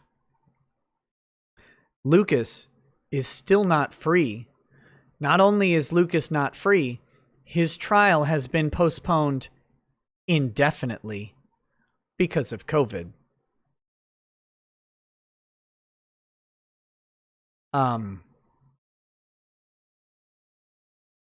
We will be talking about his case a little more soon. I see Adam is there in the chat. How's it going, man? We will be talking about his case soon. Remember, you have a constitutional right to a speedy trial. 1 year. 1 year now. The initial dismissal was rejected by the judge. There are all sorts of problems with what happened at that hearing. Lucas's former lawyer appears to have been relatively incompetent. In fact, a brief story I will share is that when the matter of the ankle tracking device that Lucas is forced to wear was brought up, that he could maybe not have the tracking device and maybe not just be confined to house arrest, but, on a promise to appear. The prosecuting attorney played a video of the Christchurch shooting. Now, I'm not sure if you guys are geographies, because I don't know if you paid $63,000 a year to go to Albion. But New Zealand is not in Michigan. But the prosecuting attorney played the Christchurch shooting footage, and the judge then determined that because of that, or at least in part because of that, that Lucas needed to remain under house arrest. So, when I bring that up, I bring it up to say that Lucas's original attorney did not even object to the showing of a massacre in New Zealand as prejudicial and irrelevant. He did not object to that evidence being presented on the matter, probably because he was dumbstruck, but that to me is unacceptable. That footage should never have been shown in the context of his case. It is irrelevant to it. But that being said, different lawyers have been acquired, hired, retained, whatever you want to say, for the appeal. I do have the appeal documents, and we'll be talking about them soon. But I just wanted to let you guys know, if you did not remember that case, that Lucas has now been locked up, deprived of his liberty for a year. And this is an injustice that is going on. I'm going to put out a little reach out here. If you guys know anybody in any media position who can get this message out about this, especially if it's a media position that is favorable at all to concepts like liberty, please reach out to them. If they need information, if they need a medium or a go-between or a point of contact, and they want to contact me, even if they don't want to have anything to do with me, I will put them in contact with people directly tied into this case. It needs bigger attention than it's gotten. I'm gonna see if Hambly will help me reach out to the Crowder on this. Somebody's gotta. This kid needs help. His family needs help. His dad. I've talked to his dad. Is a good guy. Seems to be a good guy anyway. I mean, I guess I don't technically know him or anything, but he's a Marine Corps colonel, retired Marine Corps colonel, I believe was his rank. And, you know, this is a pretty rough thing for their family to have to go through, especially over something that should not be a crime in the first place. It's a free speech, bro. There's no identifiable target. There's no terroristic threat. There's no identifiable threatening action. There's nothing. Nothing in this is a terroristic threat. It's entirely embarrassing that this has gone on this long. So just was reminded of it because it's the 1 year anniversary of this happening. I believe it was just yesterday. And then, you know, this happened in Michigan as well, this Albion College crap. So if you guys have any sort of contacts that might be interested in picking up the story and spreading it around, please let me know, direct them to me, whatever. I reached out to someone a while back. I'm going to see if I can pin it again, and I'll see if Hambly has a contact with Crowder that might be able to help out. I don't know. You know, I'm shooting in the dark here, trying to get this story out. It's something you never want to see as a defense attorney, and you never want to see as someone who likes liberty. So there you go. Morty J says, "Hey Nick, sorry for it being off topic, but did you see the global relaunch of the Call of Duty Cold War trailer taking out the 3 seconds of Commie China? So much for Know Your History." I did. I was going to talk about it. Oh, I was going to talk about it.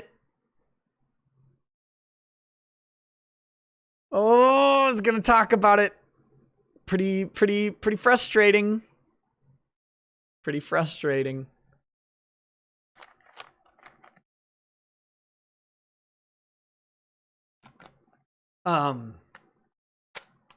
Let's see. Let's see what I've got. Oh, I got to check these real quick.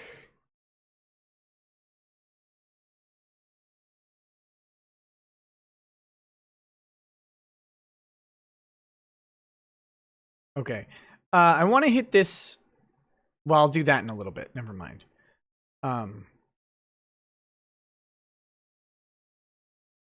Bookmarks.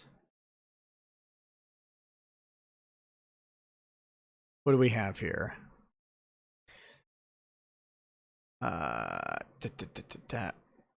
Okay. This is just a personal beef that I have. I'm not going to spend much time on this, but this is one of the worst things I've ever seen. This is one of the most offensive articles I've ever read in my entire life. I didn't read all of it because I couldn't.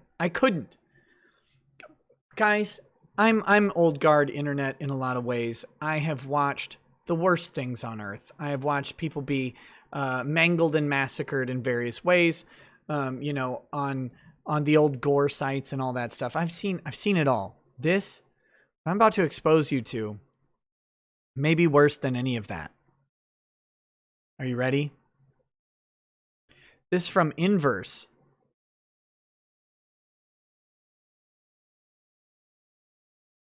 Okay.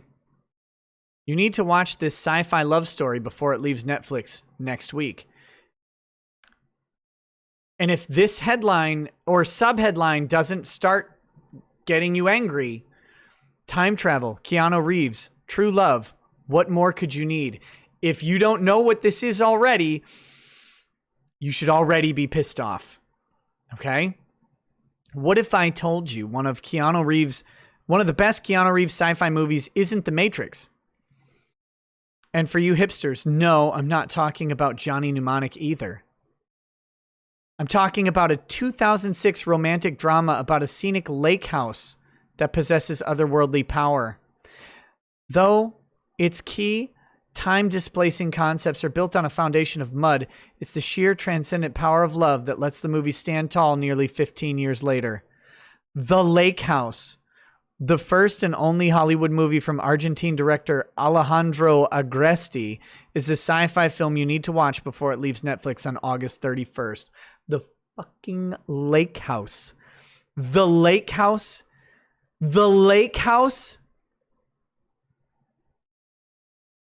Notice the key sentence. I can tell you that this article is full of shit really simply. Are you ready?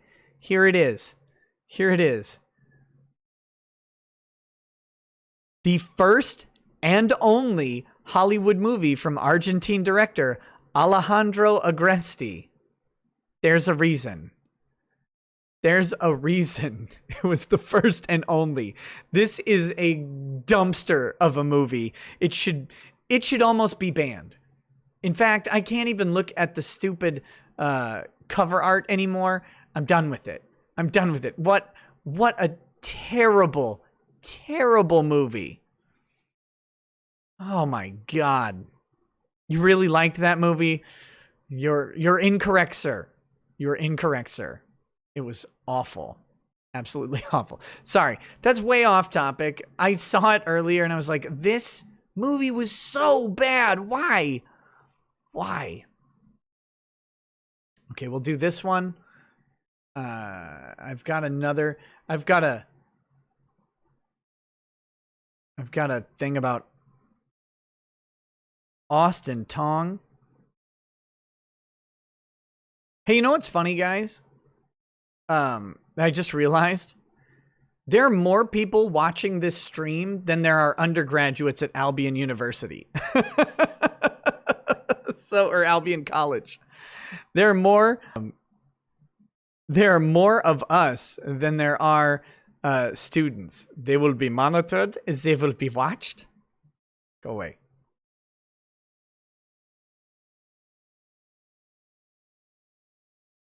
They will be observed. Oh God. It's back, it's back, it's back. Okay, let's take a peek at this.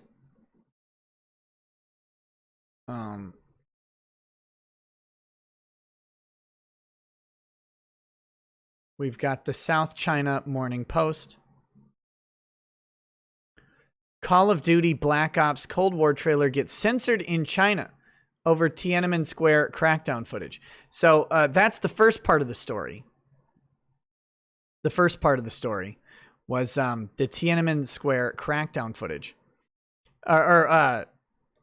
censored in China.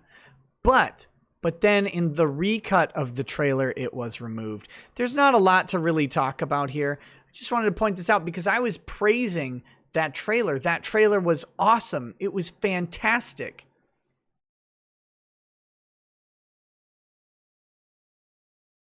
It was so good. And then they went ahead and did the thing that they're criticizing. It was red-pilled. Exactly.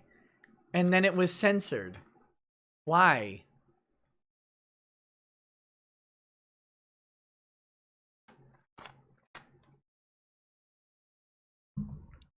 Great. Great. The clip is just shy of a second long. It's less than a second. Some eagle-eyed viewers were quick to recognize it. That was enough to get the censors to roll in. Our local video platforms like Bilibili, the clip of the protest was soon replaced with a black screen or other footage. Then Activision released a 1-minute version of the original 2-minute trailer without the scene. Showing the highly sensitive event was enough to get people buzzing about the game online. The offending clip was also shared on social platform Weibo last Thursday. To reference the clip without being censored, users started using alternative terms like 1 minute and 5 seconds, the time the scene appears in the video. I don't want to really go through this. Here's the screenshot of it. Screenshot will exist in our archived memories, but you know, there you go. Some gamers have expressed concern about the impact of showing the Tiananmen clip, saying on social media they fear the new Call of Duty game could be banned in China.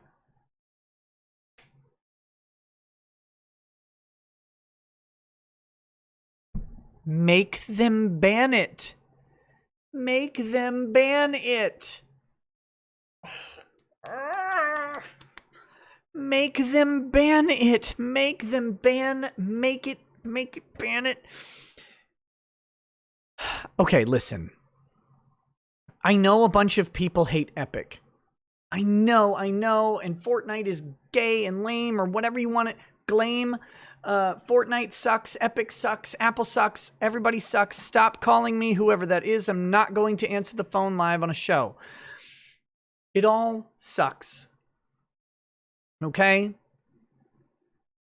But Fortnite. And if you didn't watch my Fortnite video, go watch it. It's a good video, and it thoroughly breaks down the ruling on the request for the preliminary injunction. It's a good video. Go through all the very important stuff. YouTube doesn't seem too fond to distribute it, but go check it out. But there's a segment in there that's really, really important. Fortnite's next season starts tomorrow on the 27th of August. Fortnite implemented its hotfix 14 days prior to that. Why? Why did it do that? Why did it do it then? Because of course they want Apple to remove Fortnite from iOS. Of course they do. They want Apple to ban it. Because it'll piss off a bunch of gamers.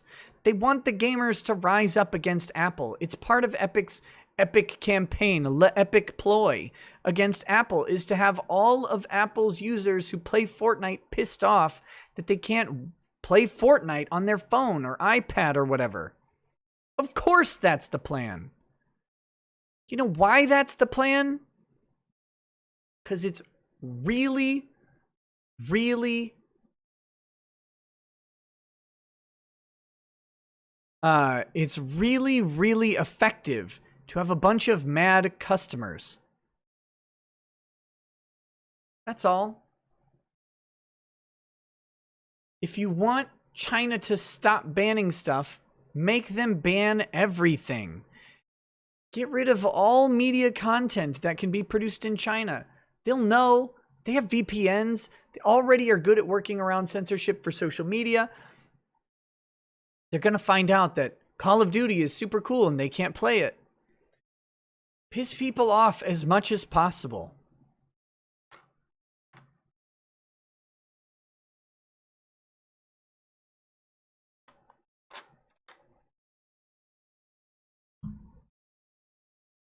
That's why Epic Games is doing it.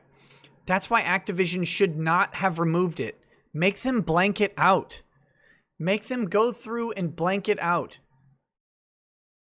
Make them censor it. Censoring draws attention to the thing.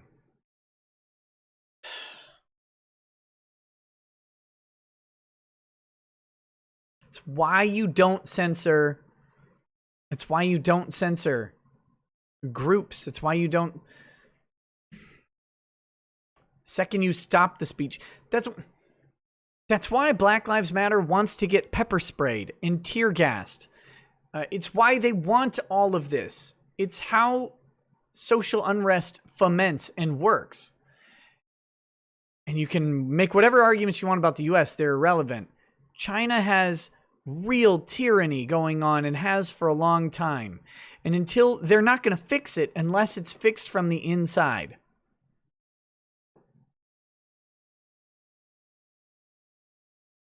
So you got to go ahead and do that. But you've got to force them to censor it. Stop capitulating. They want those Chinese dollars. I know they do. And there are a lot of Chinese dollars to get. But it doesn't matter. We've got to stop capitulating for the purposes of human rights. Call of Duty is going to make enough money without China. Anyway. That story just pissed me off a little bit. Nothing super special there.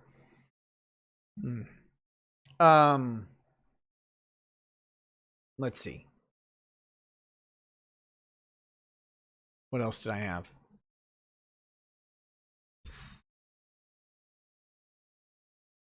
No! Son of a hooker. It's nothing on your guys' end, just a stupid move on my end. Everything should be still working just fine over there. I just accidentally used this window to open a new window. That's annoying. Let's see. Let's see this real quick.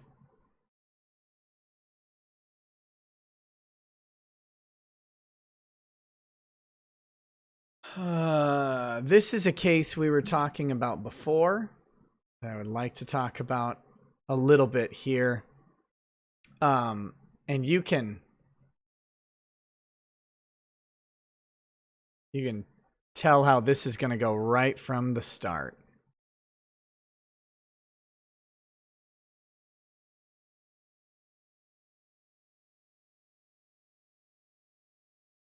Let me shrink this down to the right. There we go. How do you solve a problem like Austin Tong?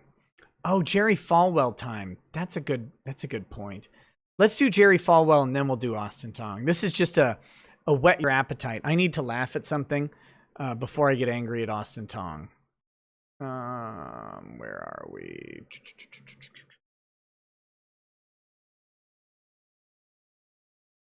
Whoops. What is... Will you just work? Okay. All right. This is the feel-good story of the day. You have to have a feel-good story in with the news. You're like, and 8 people were slaughtered after pigs were released into the market. On to Jerry Falwell being a cuck. Like, you have to have that. This is the feel-good story to make everybody happy and forget that someone just got horrifically mangled by farm implements or whatever. Let's see. Bad Vibes says, outrage gets results. 1970s. There was an airline hijacking or bombing every week. Until 9/11, nothing substantial changed. This is true of every issue. Random Blaze says, lol, Here's a new one for you, Rackets. According to Ron, you getting involved in the Vic case is the death rattle of your channel. The bloody gurgle. WTF is the soy boy smoking because we all need a hit or two. Ron is a weirdo. Ron is a weirdo. And I don't know how else to say it. He's a disturbed and sad little man. Someone who professes to know Ron reached out to me. I haven't gotten any interesting information from that yet, and I'm being very, very cautious because I have to actually verify the person's alleged knowledge. But we'll see. I don't know if it's going to produce anything, but they allege that they know of Ron on a more local level, and they're not a big fan, we'll say. And they didn't really know any of this was going on until they stumbled across my videos on YouTube, allegedly. So very funny to have Ron think that this is the death knell of my channel. I don't know how it would be. I don't know what he's talking about, but we'll see. I mean, maybe he's right. Maybe he's right. Z-Star, believe me, I'm being extremely cautious on this one. Because I have the same suspicions. Okay. Here's this story. Business partner of Falwell says affair with evangelical power couple spanned 7 years. Ideal target, Giancarlo Granda, who says he had a years-long sexual relationship with the Falwells that began when he was 20, said he now believes the Falwells preyed upon him. Whether it was immaturity, naivete, instability, or a combination thereof, it was this mindset that the Falwells likely detected in deciding that I was the ideal target for their sexual escapades, he said. Okay. Yeah, sure, buddy. Let's see what sexual escapades they were luring you into.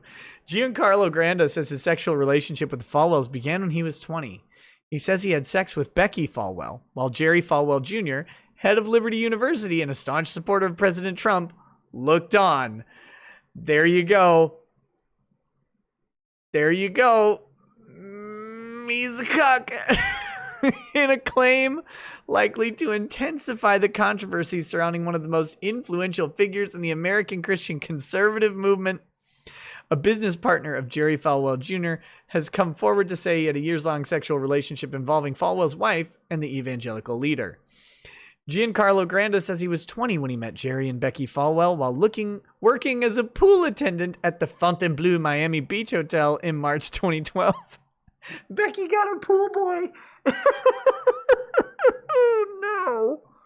Oh, come on. Starting that month and continuing into 2018, Granda told Reuters that the relationship involved him having sex with Becky Falwell while Jerry Falwell looked on. Why don't they just say watched? Watched is funnier. Granda showed Reuters emails, text messages, and other evidence that he says demonstrate the sexual nature of his relationship with the couple, who've been married since 1987. Becky and I developed an intimate relationship, and Jerry enjoyed watching from the corner of the room. From the corner!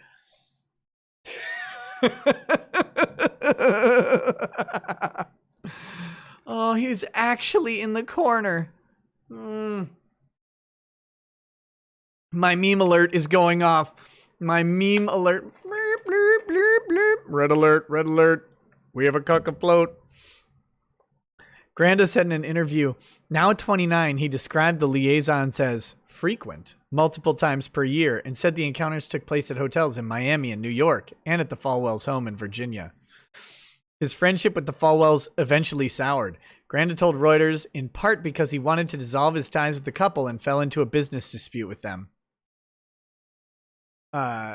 Trump, don't shake that hand. That's a cuckold hand. That's a cuckery hand. Get away from it. Granda first emerged as a figure in the Falwell circle 2 years ago when BuzzFeed News reported that the couple had befriended Granda and gone into business with him, buying a Miami Beach youth hostel in 2013. Huh? Weird. At the time of the BuzzFeed article, a representative of the Fallwell family said Granda was offered a share in Alton Hostel LLC because Granda lived in Miami and would act as a manager of the youth hostel. Corporate records show that Granda currently has a stake in that venture. Becky Falwell did not respond to emails or phone and text messages from Reuters. Now, we're going to have to see what Becky has to say about this, because she did later respond to something. After Reuters presented its initial reporting early last week to the Falwells, a lawyer for Jerry Falwell, Michael Bowe, said the evangelical leader categorically denies everything you indicated you intend to publish about him, and he's definitely not a cuck. That part he really emphasized. On Sunday night, however, as Reuters was preparing to publish this article, Jerry Falwell issued a statement to the Washington Examiner in which he said that his wife had had an affair with the Granda, and that Granda had been trying to extort money from the couple over the matter. Granda denies any such intent, saying he was seeking to negotiate a buyout from a business arrangement he says he had with the couple. Falwell's statement Sunday to the Examiner said nothing about Granda's account, alleging that the evangelical leader had his own role in the affair, and Falwell didn't address questions from Reuters about it. In the statement quoted by the Examiner, Falwell said that Becky had an inappropriate personal relationship with this person, something in which I was not involved. Several hours after the Reuters article appeared, the Washington Post and other U.S. media reported that Falwell had stepped down as the head of Liberty University, the Christian school he has run since 2007. And if you think I'm a grifter, have I got an institution for you? But later Monday, Falwell disputed those accounts. I have not resigned, he told Politico. I will be on indefinite leave. Liberty and Falwell did not respond to Reuters' request for comment on his status. Falwell, 58, had taken an indefinite leave of absence earlier this month from Liberty. That step, announced in a terse statement from the school's Board of Trustees, came days after Falwell posted, then deleted an Instagram photo of himself with his pants unzipped, standing with his arm around a young woman whose pants were also partly undone. Falwell later told a local radio station that the picture was meant as a good-natured joke. Oh, sure it was. If Falwell does not step down, his departure from that high-profile perch would represent a remarkable fall from grace for a man who has been a potent force in American conservative politics. His surprise 2016 endorsement of Donald Trump helped the twice-divorced New Yorker win the Republican nomination for president. This is their lighthearted joke. And of course this is a joke. Of course this is a joke. Look what he's comparing. Anyway. More vacation shots. Lots of good friends visited us on the yacht. I promise it's just black water in my glass. It was a prop only. Becky Falwell, 53, is a political figure in her own right. Plus, we know he's not into this chick because someone isn't plowing her right now and he's not anywhere near a corner. Becky Falwell is a political figure in her own right. She served on the advisory board of the Group of Women for Trump, which advocates for the president's re-election campaign. She also spoke as part of a panel with her husband and Donald Trump Jr. at last year's Conservative Political Action Conference, or CPAC, blah, blah, blah. University based in not P.C.burg, Virginia. It's founded in 1971 by Falwell's televangelist father, the Reverend Jerry Falwell. The younger Falwell took over in 2007. Online and on-campus enrollment that exceeds 100,000 students. And holds those who attend to an exacting honor code. Your college should not have an honor code. It shouldn't have an honor code. You're an adult. You don't need to make a promise to not be a degenerate. Just don't do it. That's the problem with the comic book guys, right? Well, that's one of them. But like Tom King and all these little Weasley scumbags coming out like, I promise not to abuse women. Why? Why are you promising this? Just don't. Try not doing it. How about that?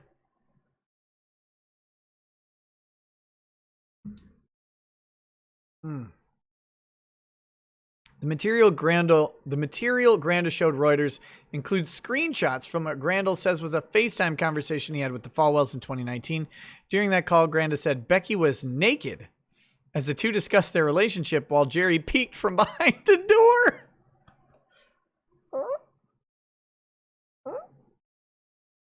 Excuse me. Can I get a crumb of poo's cheek, please? He's peeking from behind a door. Oh my god. Reuters was able to verify Granda's description of the screenshots.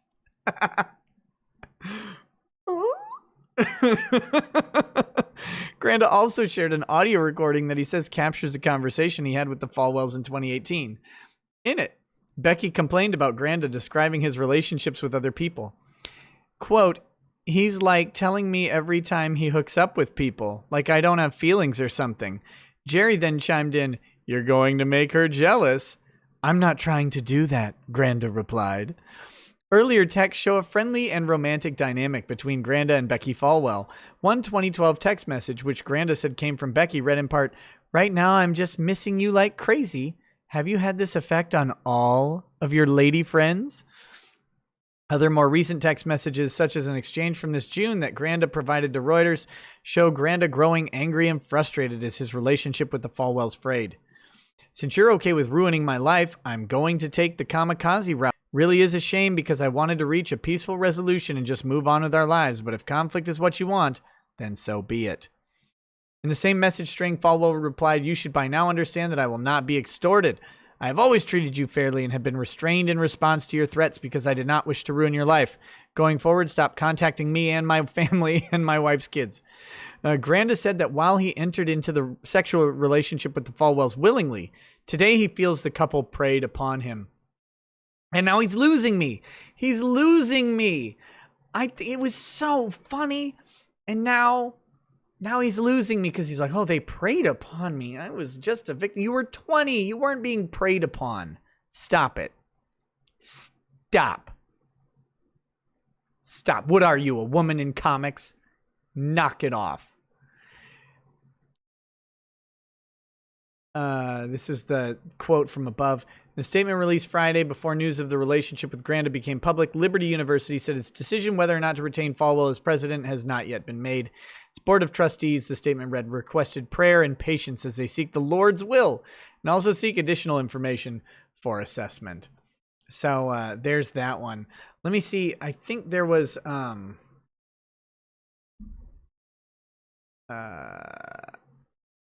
he officially resigned. 3 years ago, or 3 hours ago. 3 years ago. He's been resigned the whole time. He resigned 3 hours ago, according to the Washington Post. He will get $10.5 million in compensation. So that is the most recent news. And he quoted, oh, this is nice. He quoted Dr. Martin Luther King upon his resignation. He said, Jesus, this is embarrassing. Appropriating, come on, NPR. Martin Luther King Jr.'s final words from his iconic I Have a Dream speech. Falwell told NPR that he is stepping down from his role at the university in Lynchburg, Virginia, saying he is free at last, free at last. Thank God Almighty, I'm free at last.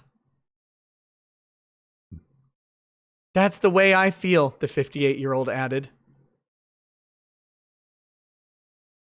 Wow.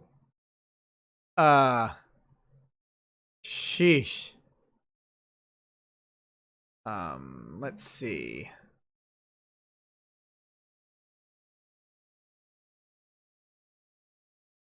I love that Becky Falwell is a Becky, right?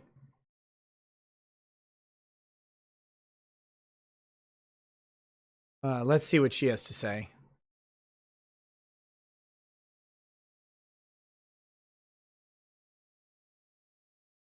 Becky Falwell speaks out on affair allegations. Denied Jerry liked to watch.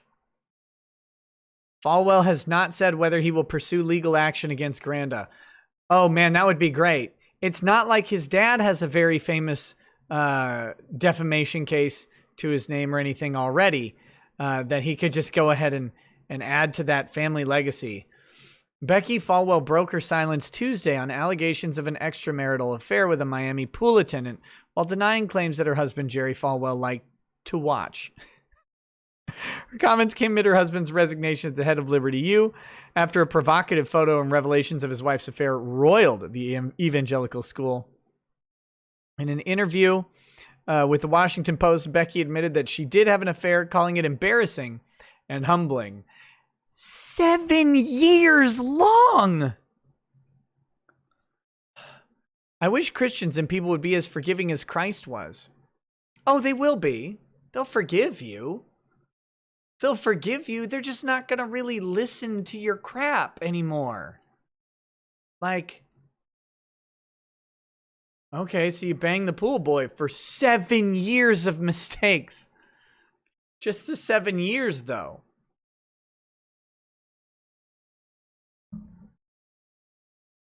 The latest controversy unfolded late Sunday, blah, blah, blah, blah, blah.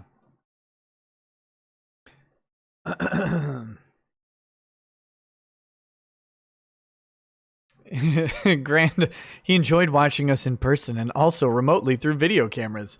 He also listened to our phone calls, Grand acclaimed. Both Becky and her husband have denied the claim. Anyway, I'm not going to spend too much time. Look, obviously this is an allegation. There's clearly a business deal at the heart of all this. There's clearly a business deal that is going to taint any of the information that's out there. But so far, looks like the affair was at least valid. They've got screenshots of him. You naked on the phone with him again? Yeah. Can I look? Yeah. They've got the screenshots already. Terrible. Terrible. So, whew. 7's just a nice biblical number, isn't it? It's always 7. It's always 7. Oh my gosh. Here, let me just reiterate. In the absence of Drexel, I have to get to an important point. It's never okay to be a cuck. It is never okay to be a cuck. Don't be a cuck. Don't do it. There. That's it. That's it. Next, we've got this Austin Tong. Austin Tong thing. The Observer. So this is from, if you don't remember, Austin Tong is the Fordham University Chinese immigrant student who posted a picture holding an AR-15, I believe, rifle. With good trigger discipline, the rifle was pointed at the ground. No one was in danger during the shoot. Everything was done great.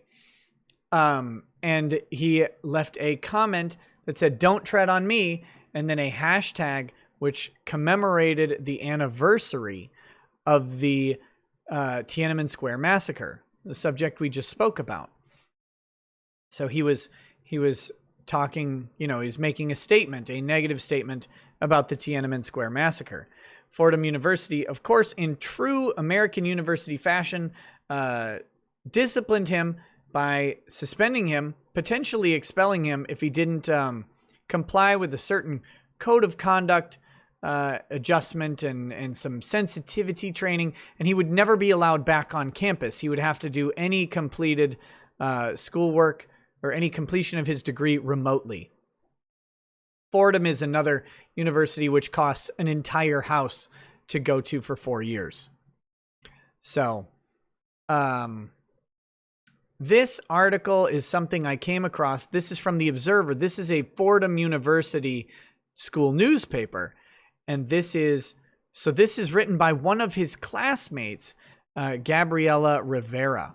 Now, I don't know anything about this person. Let's see what their bio says.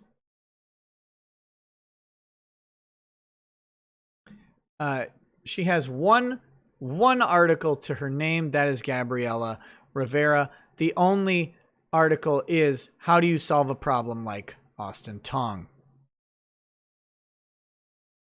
What Austin Tong's recent case against the university tells us about free speech on college campuses. Oh, I'm sure this is going to be full of insight and wisdom. The insight and wisdom that comes from an undergrad talking about the Constitution. Can you guess how it's going to go?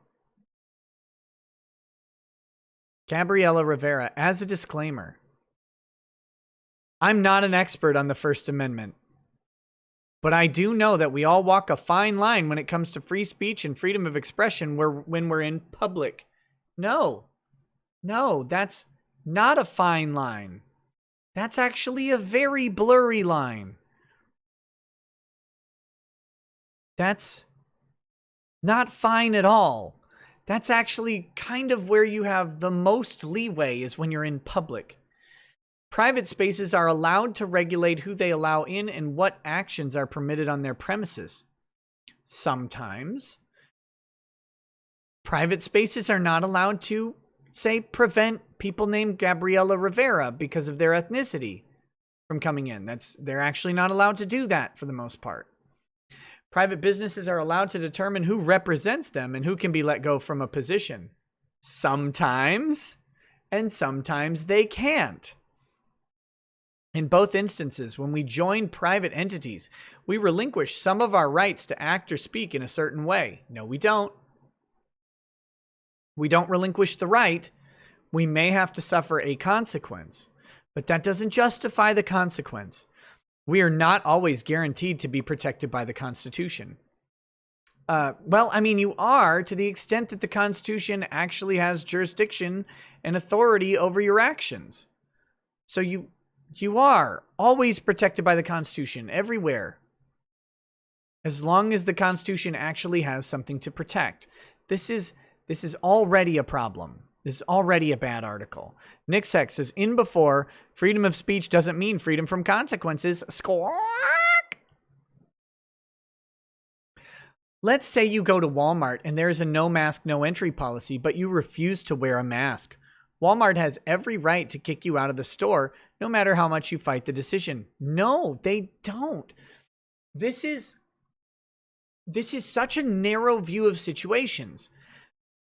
Let's say all of the people who don't wear masks to Walmart are Somali. Okay? Which would be maybe weird, but let's say only Somali people don't wear masks to Walmart. And so every person Walmart kicks out is Somali. Suddenly we have a different question. Now Walmart's going to say, well, it's because they didn't wear masks. And the Somalis might say, actually, let's just say that the only people being kicked out of this Walmart are Somali. Suddenly we have a different question. Again, it's never this simple. And the simplistic approach to the First Amendment and constitutional protections is why we have so many people trumpeting that, well, businesses are free to do whatever they want to you for whatever reason. No. Businesses are free to disassociate from you for no reason. They're not free to disassociate from you for any reason, because some reasons are disallowed. Let's see. You are on Walmart's property, violating their rules and endangering not only other shoppers, but their employees as well. Prove that. Like, again, Walmart should not give this answer at all. They should say, we simply decided to remove the person from the store, as is our right. That's it. They shouldn't tell you why. They have no reason to. Or maybe you're acting a fool in a public space, like Central Park. You have the right to act a fool in a public space, you dummy. What is this?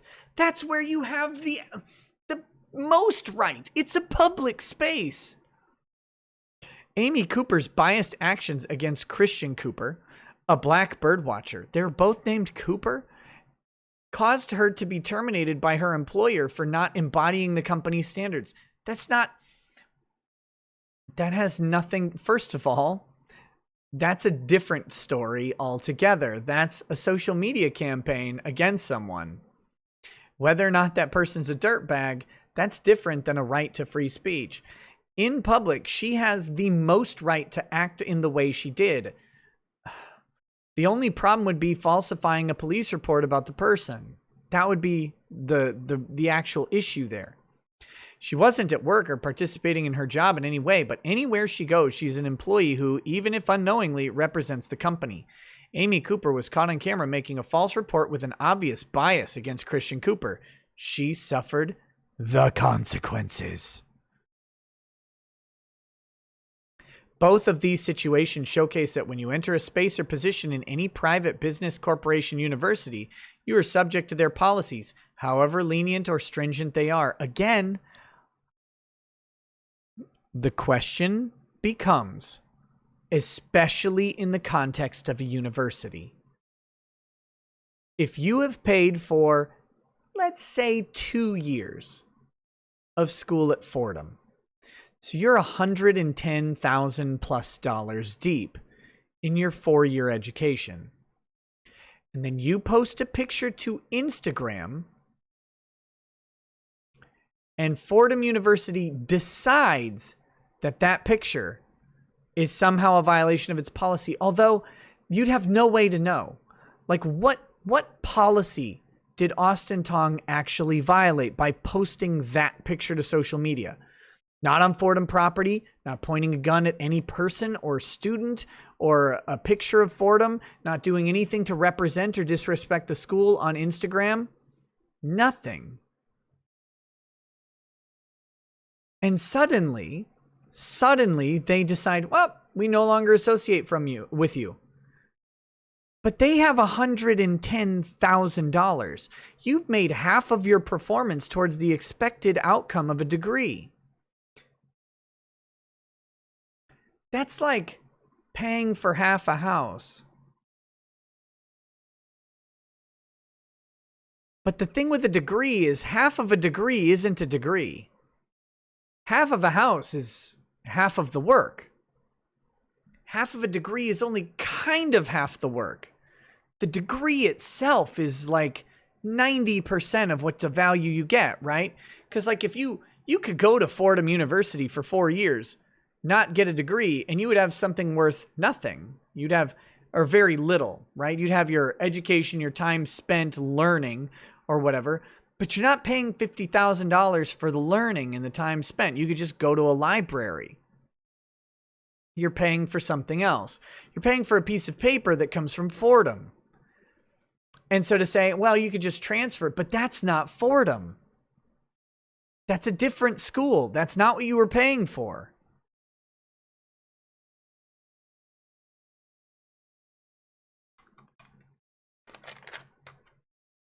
This is the college problem. This is where all these little private breaches of contract are really, like I said, I'm saying, Austin, maybe he's the guy to break it. Maybe he's the guy who's going to win. He's suing Fordham right now. But this is, if you did this in other lines of business, this would maybe be a deceptive business practice. Money and not give you the value that you're promised. It's kind of crazy. Okay, anyway, as active Fordham students, we are subject to the rule. Listen to this little follower. These people are they're everywhere, by the way. They're everywhere. This is a rule. This is a rule. You must follow the rules. Follow the rules. Follow the rules. Follow the rules. Follow them. What was it? Separately, together, or whatever? Both on and off campus. The Office of the Dean of Students requires us to adhere to the Student Code of Conduct. In being a part of the community, we are expected to follow the university's rules, and if we violate any policy, either on the property or in the city or online, we can be reprimanded. For example, when one student posts an image that's divisive, threatening, or could be harmful, that image is a representation of a Fordham student. It actually isn't. That's a weird thing that we've started to do, right? There's no representation of Fordham unless they're wearing a Fordham thing, unless they're indicating some sort of, they have to draw attention to it. No one knows like, generally speaking, that Austin Tong is a Fordham University student unless he tells you, especially online. Just like in Amy Cooper's case, that student did not represent the private business's ideals and would justifiably face punishment. It's not justifiable. This is, I can't believe, I didn't know anybody who thought like this when I was in college. Would that student have the right to retaliate against the university's punishments? And if so, on what grounds? Yes. In reality, there are none. Oh my God. In this person's world, lawsuits can't exist. The law doesn't exist. What grounds? How about just breach of contract? He disagrees that his picture taken was a violation of any code of conduct. There you go. It was a violation of the rules. I disagree. You can't do that. I disagree. I paid $50,000 a year to disagree with this. That student agreed to be in line with Fordham's policies until they no longer affiliated with the university. If they violate said policies, they are subject to the consequences. End of story. The Constitution, while we believe it is always intact and applicable to every point in our life, loses its power in non-public spaces like Fordham. It actually, it doesn't. Its power changes, or it may not have, it doesn't lose its power. It just may not extend to the entity involved. But let me see something here.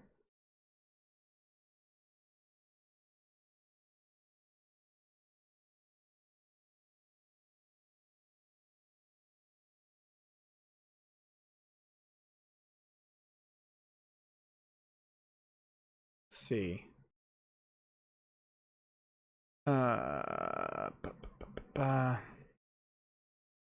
Trying to figure something out real quick.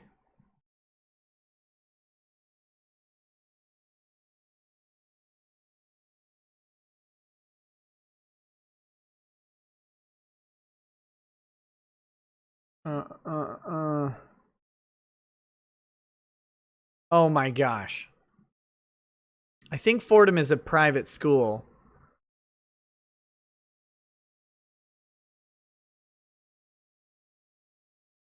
Private research university. I wonder how much of its funding is public. Now, to be very clear, very clear, privately funded schools or private institutions, even if they receive 99% of their funding from the public, are still considered private, even if they're 1%. It's really a weird sort of concept, but there's a question and an argument over whether that should even change.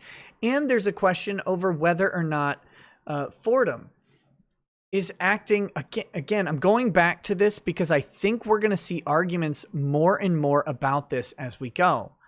It's the idea that these places take over the role of government for a period of time of our lives. Okay? And this goes back to the idea of Marsh versus Alabama, which is a Supreme Court case involving a company town. Now, a company town is different than a university. Of course it is. Of course it is. However, if you're going to say that a university has control over everything that you do on or off campus, and that's an acceptable term of the contract, well, then maybe we need to have some protections put in there for free speech. And we're going to start to see more and more arguments about this as companies get more and more pervasive control over our lives due to things like social media. What does Fordham have to do with Austin Tong's internet or his Instagram account? What does it have to do with it? And if his Instagram account is subject, if his speech is wholly subject to Fordham University, isn't that, in a way, a government for him? We're going to see this start to be made. We're going to go through On this channel, we're going to go through the Fordham lawsuit as soon as I get the docs organized and everything for it. But this is a crucial question in how we start handling these types of engagements. I argue that Twitter has become the de facto public square. Twitter controls so much about what we do. In fact, many companies are switching to Twitter for their customer service. Like eliminating phone-in lines and anything like that. You have to go through their Twitter accounts to get customer service, which is unfathomably irritating. All right? So if you get banned from Twitter and you're not allowed to participate, what are you allowed to do? You're now cut off from your interactions with other companies. You're cut off from speaking to the president. You're cut off from speaking to your congressman. You're cut off from commenting on government affairs in the public square. Well, you can still go to the public square, but no one's there anymore. They're on Twitter. The government is shelling out the public spaces to companies, and that's no different than a university, especially one where kids live, their campus polices, their campus mail systems.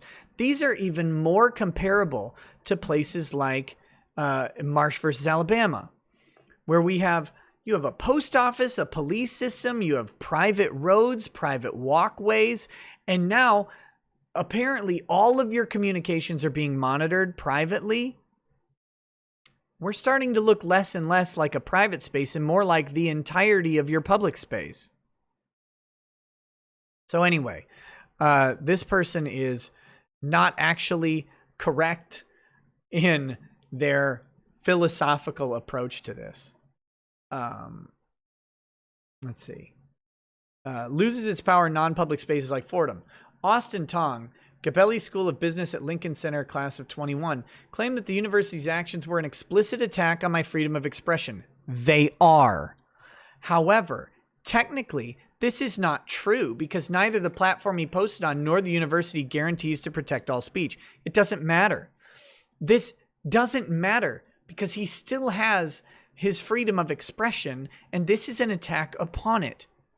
Whether or not that attack is justified is a different thing. It's like a shooting.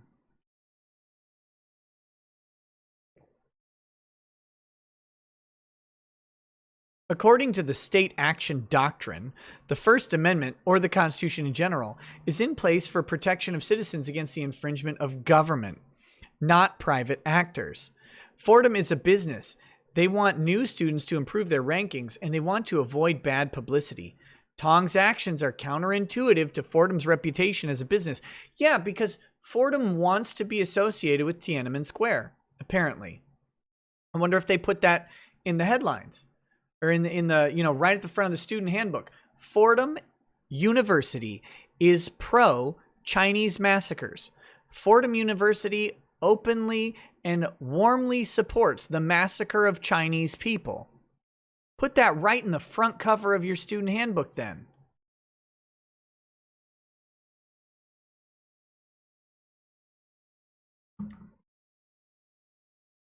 Tong's actions are counterintuitive to Fordham's reputation as a business, and as such, he should be metaphorically fired from his position as a member of the Fordham community. No, it's not. That's the funny thing. No one looked at that picture and thought, you know what? Fordham University looks bad for this. Single person. Freedom of speech is a highly contested amendment in educational settings. Wait, I thought that you said earlier that was just a closed deal. It's back. It's coming back.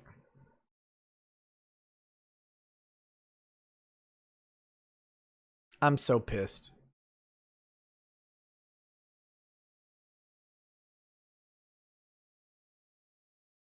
Okay. I'm actually just pressing the button to throttle the stream.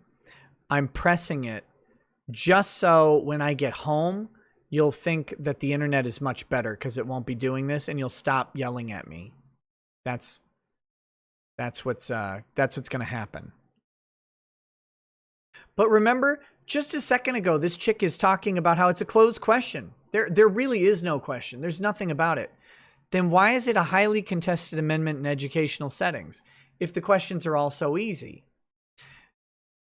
In 2015, Yale University urged students to avoid cultural Halloween costumes that have the chance of offending others. One Yale lecturer remarked the university was limiting students' expression and even asked if students were no longer allowed to make mistakes and be offensive. As they should. Conversely, students understood the task from the administration not as censorship, but as a reminder to respect their peers. No, they didn't. What is this retcon? Yale students were actually upset about being told what outfits they could wear.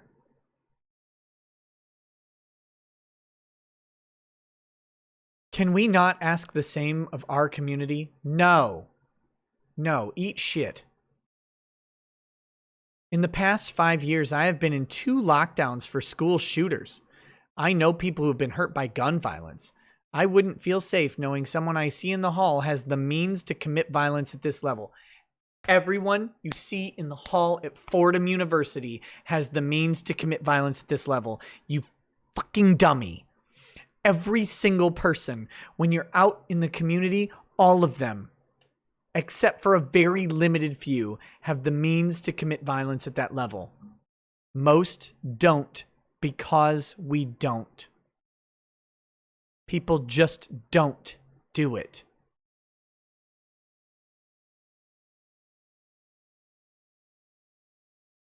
I don't know if we properly appreciate the fact that when you go to a grocery store, you don't get stabbed. Unless you're in Chicago or Detroit. But for the most part, 99.9% of trips to the grocery store, you don't die. Yep. You're relatively safe. In fact, it doesn't even enter your mind that someone next to you at the store might kill you. But let's go back. Let's go back to, like,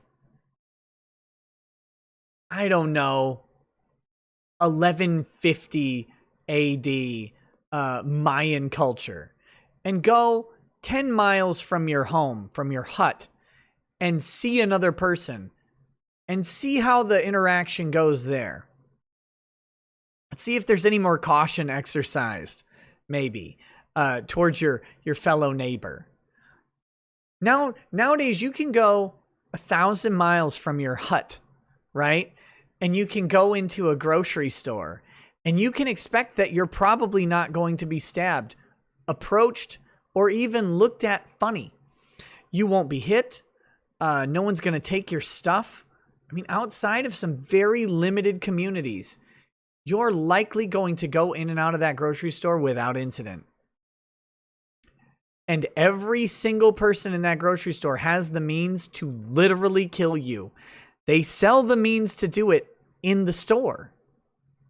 Because basically every grocery store sells cooking knives. You can go buy a chef's knife and ram it into someone's neck and then ram it into their anus right after that. And there'd be little anyone could do to stop you before you killed at least one person. If you're strategic and you went into like a bathroom, you could probably stack up a whole mess of bodies before anybody found out. It's amazing. And yet it doesn't happen. There are more guns in the US than there are people. And most of you will never even see someone get injured by one. It's just flipping amazing. What we take for granted. This person's out here acting like everyone around them is just going to mass shoot every school. Well, if they can post to Instagram, that is. Jesus Christ. By posing with the gun and spouting praise for the right to be armed, Tong showed his weapons and his potential. What? Fordham needs and has the full right to protect its community and ensure that he cannot bring the weapon he posted to campus. Is it crazy to think about how even our online actions have consequences? Thank you, Gabriela Rivera, contributing writer, and Mateo Solis Prada, multimedia editor.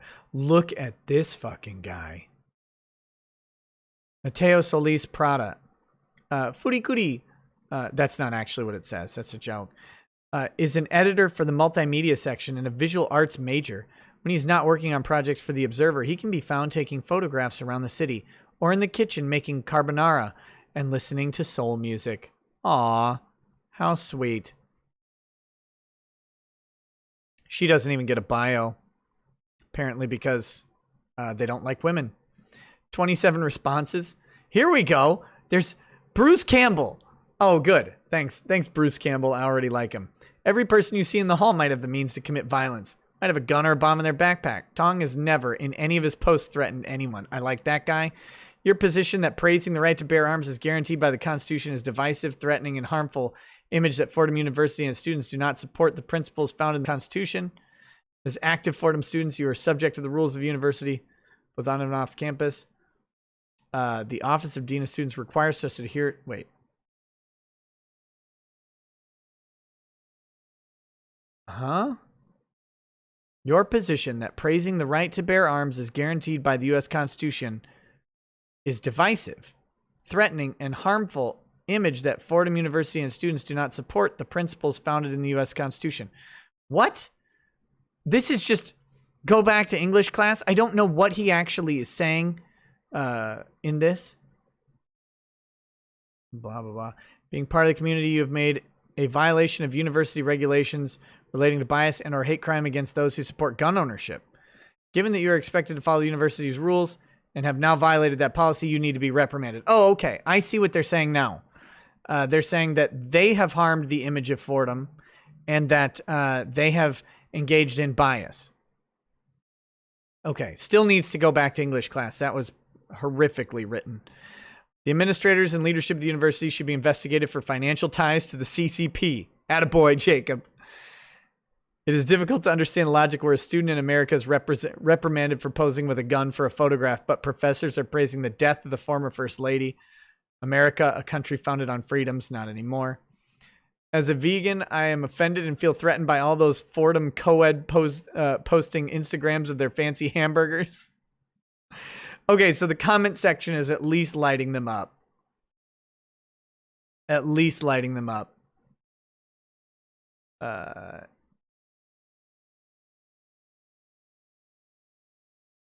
Oh, here's one.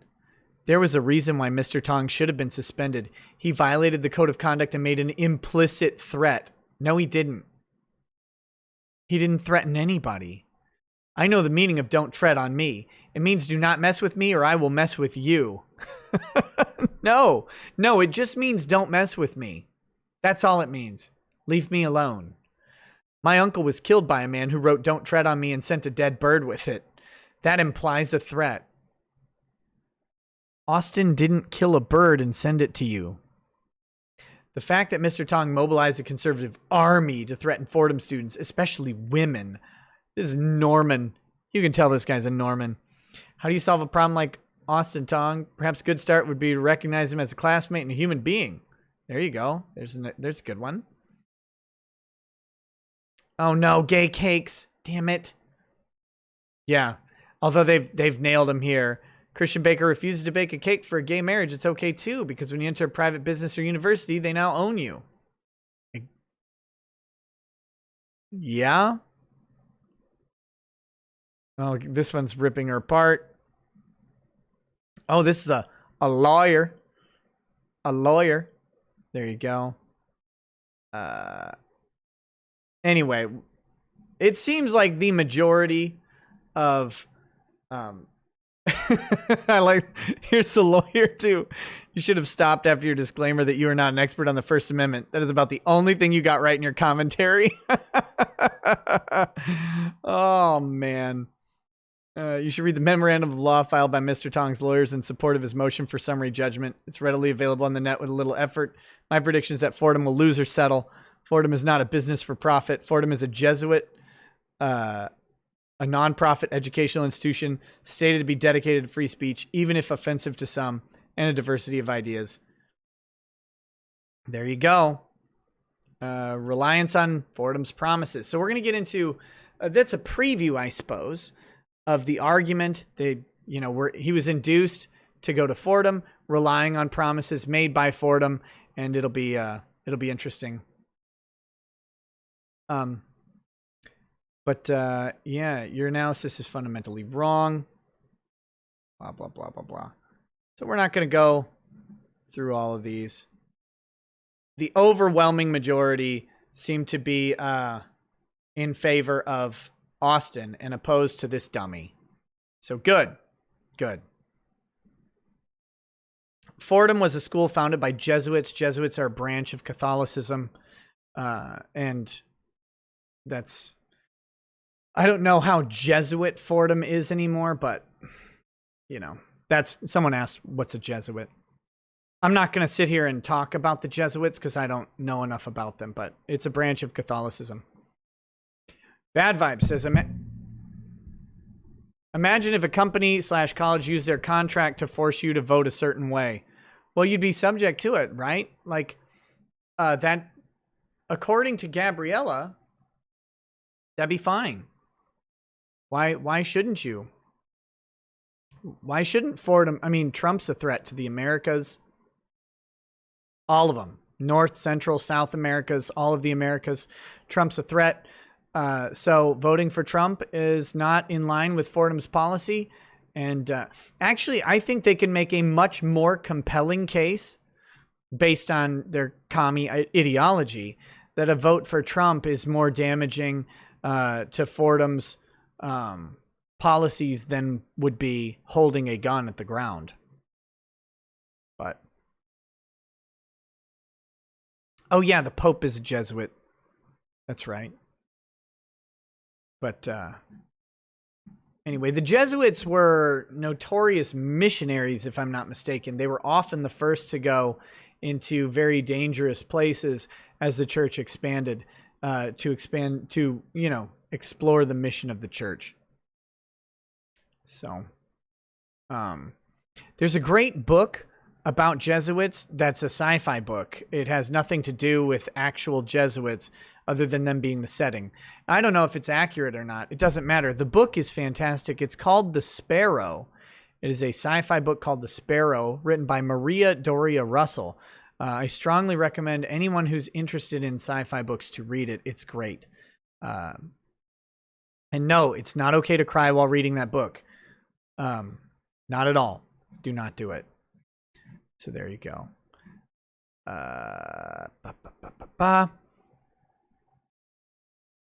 Check quarantined Coof for shooting vid. We're going to watch someone get shot? Why? Like, were they shot by cops? I know, someone in Kenosha got shot. I'm not surprised by someone in Kenosha getting shot. Are you guys? They're lighting the entire world on fire.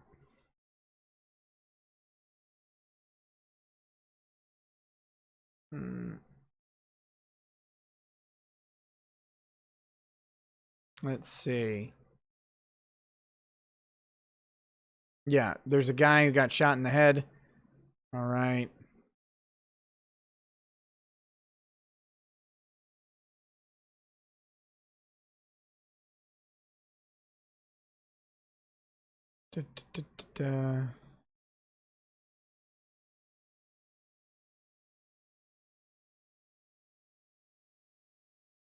He's still alive, apparently. Shot in the head. Multiple gunshots. Fired after people chased a guy with a rifle. Rifle dude tripped and fell. He fired his gun at a guy who jumped on top of him. There you go. I don't know. I don't really want to... There's nothing to analyze in these. You guys can go watch them on your own. I'm not going to add anything to it.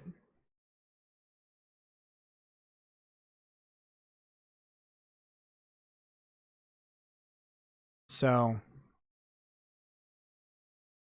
there's no point in doing it. If it's a cop shooting someone, if there's something to learn from the shooting, if there's a question about self-defense, maybe. I'm not going to sit here and on the fly, like, go just review all the shooting videos on Earth. But yeah, if you're in Kenosha, get out. If you're unable to get out, arm up. But I'm not going to, like, on the fly analyze the video. So anyway, you guys can check out Quarantined Coof. They have a bunch of videos of what's going on in Kenosha up there. So you can check that out on Twitter for all of your riot shooting in the head needs. Look, if you have a particular video that you want me to look at for, like, tomorrow's stream, for example, go ahead and tweet. Not tweet at me. Please don't tweet at me to send me something, because I often don't see it. I have tons and tons of notifications during the average minute. So don't tweet at me to show me something. DM me. DM me the link on Twitter, and I am happy to look at the video and see if I can give you a good opinion. If you want to know about this particular shooting, find a good angle or some links to some different angles and stuff. DM them to me, and then I can maybe go through them on the next show. Happy to do that, by the way. Happy to do that, but I'm just not going to do it like live, where I'm sitting here fumbling through trying to find a good shot and then go, It's not the best entertainment value or education value. So let's see. What else do we have? I think I've covered all the subjects I had for tonight. I talked about Epic versus Apple a little bit in the context of this other stuff, and you can check out my injunction video.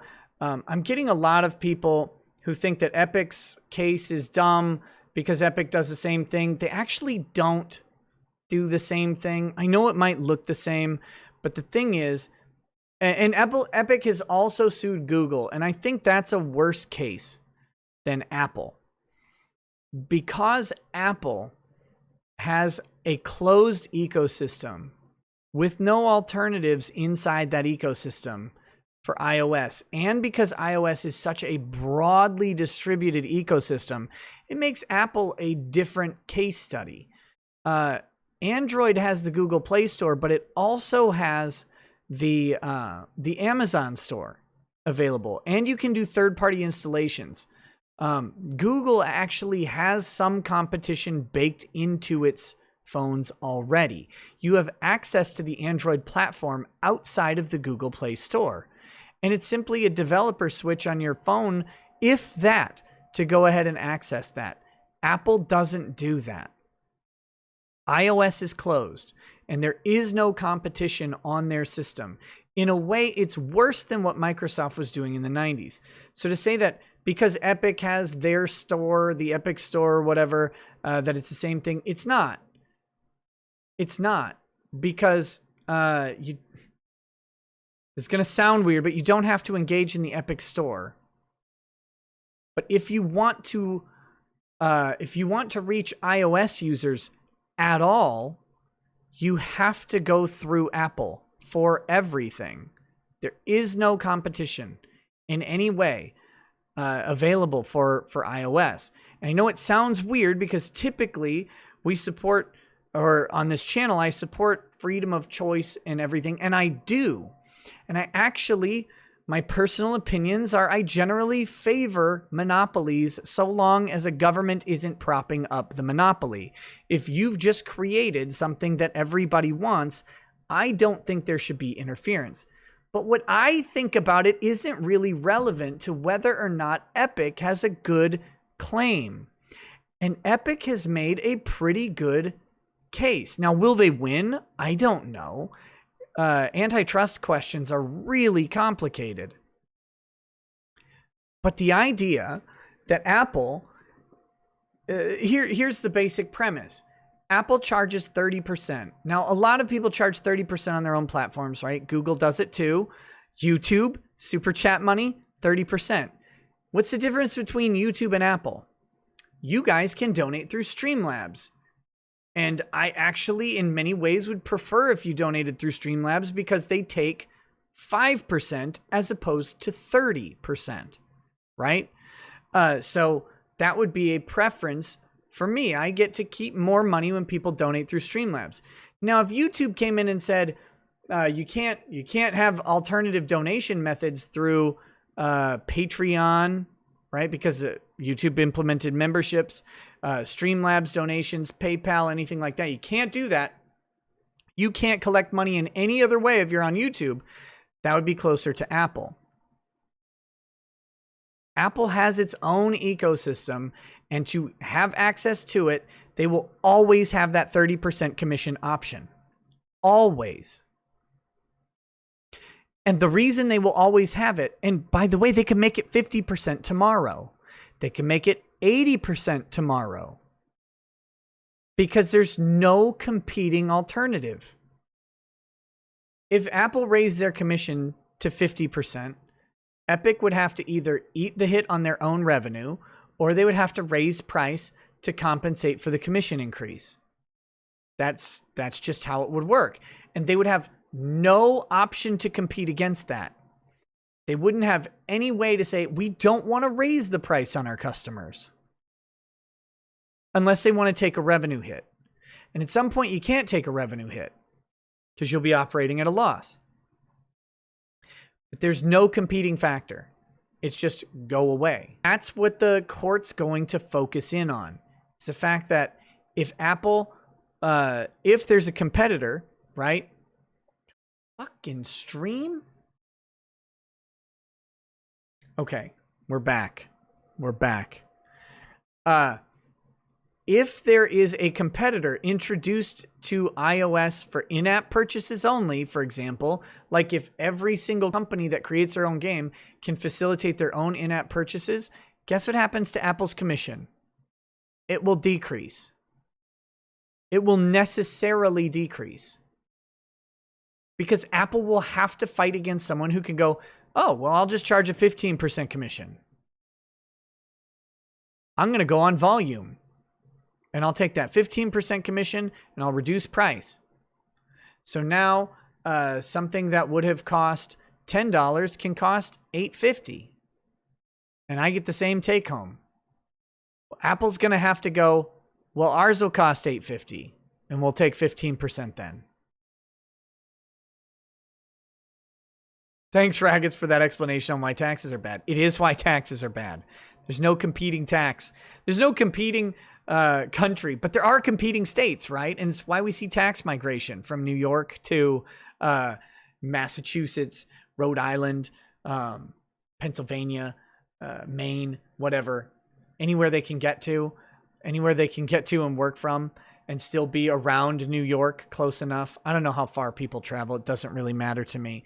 But that's why we see people fleeing to tax havens and still working with their home state somewhere else. If they can reduce their taxable income through competition, they will. They will. Or reduce the tax on their income. Same thing for how the App Store in theory will work. Now, what could happen, absolutely could happen, is you could introduce competition and they could say, okay, we're going to charge a 30% commission too. And that's okay. That's okay, because now we have a market at play. And presumably because a third competitor could enter that market and go ahead and add, eventually someone could go, I can make money on 20% commission. And they'll do it. And that's it. That's it. That's what, that's one of the key issues here. And Apple is uniquely situated because they have built an ecosystem. And that ecosystem is huge. It's half of all mobile devices in the US. That's massive. And it's closed. And people have been complaining about the closed ecosystem on Apple forever. It's one of the reasons you choose Android. But the thing is, developers don't get to, they can just choose Android over Apple. They can just choose Apple over Android. But once they choose Apple, they are stuck with that payment processor. And that as the only option. And a court may determine that that is enough. I don't know if they will or not. There's a lot of questions. It's not an exact analog to Microsoft. And in Apple's favor, our opinions on trusts have changed a lot since Microsoft's ruling.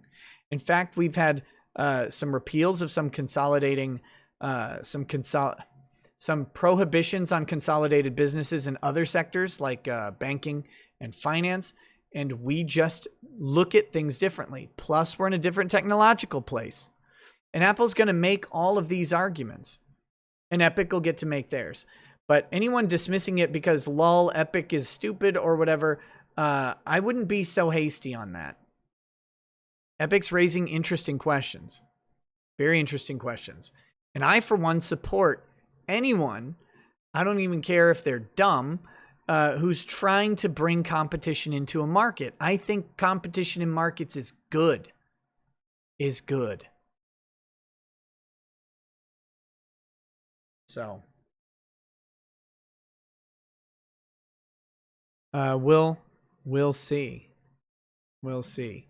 The existence of Android might be the biggest hamstring against Apple being called a trust. It might be. Absolutely. If half of all phones are Apple phones, half of the rest of them are, the other half is not. And that's a really good argument. Microsoft had something like 90% of the PC space, which was a very different question. A very different question. So we'll see how it goes. It's going to be very interesting to watch, in my opinion. And I think the injunction today. Now, to be very clear, Apple acted in an absolutely scummy way by trying to remove the Unreal Engine from the store, because Apple acted in breach of its own contracts when Epic did not breach their agreements. And that should trouble everybody. That's how monopolies act. Like, that's what they do, right? Is like, oh, well, they can flex their authority. Apple knows that they needed access for Unreal to be to everybody. And if Apple removed access to Unreal SDKs, that it would severely damage Epic, because people would have to move off the Unreal Engine. And they would move off the Unreal Engine if they didn't have the ability to update. And by doing that, Apple acted like the bad guy that they profess not to be. And they went ahead and probably solidified in the court's mind that there might be something more to this case than they initially thought. Good job, Apple. That was a stupid move. Very stupid. Buying out games isn't exclusivity. Buying out games is competing, because you can always make another game. Someone can make competition for Fortnite. There's no one at all preventing a first-person shooter or third-person shooter from being made against Fortnite.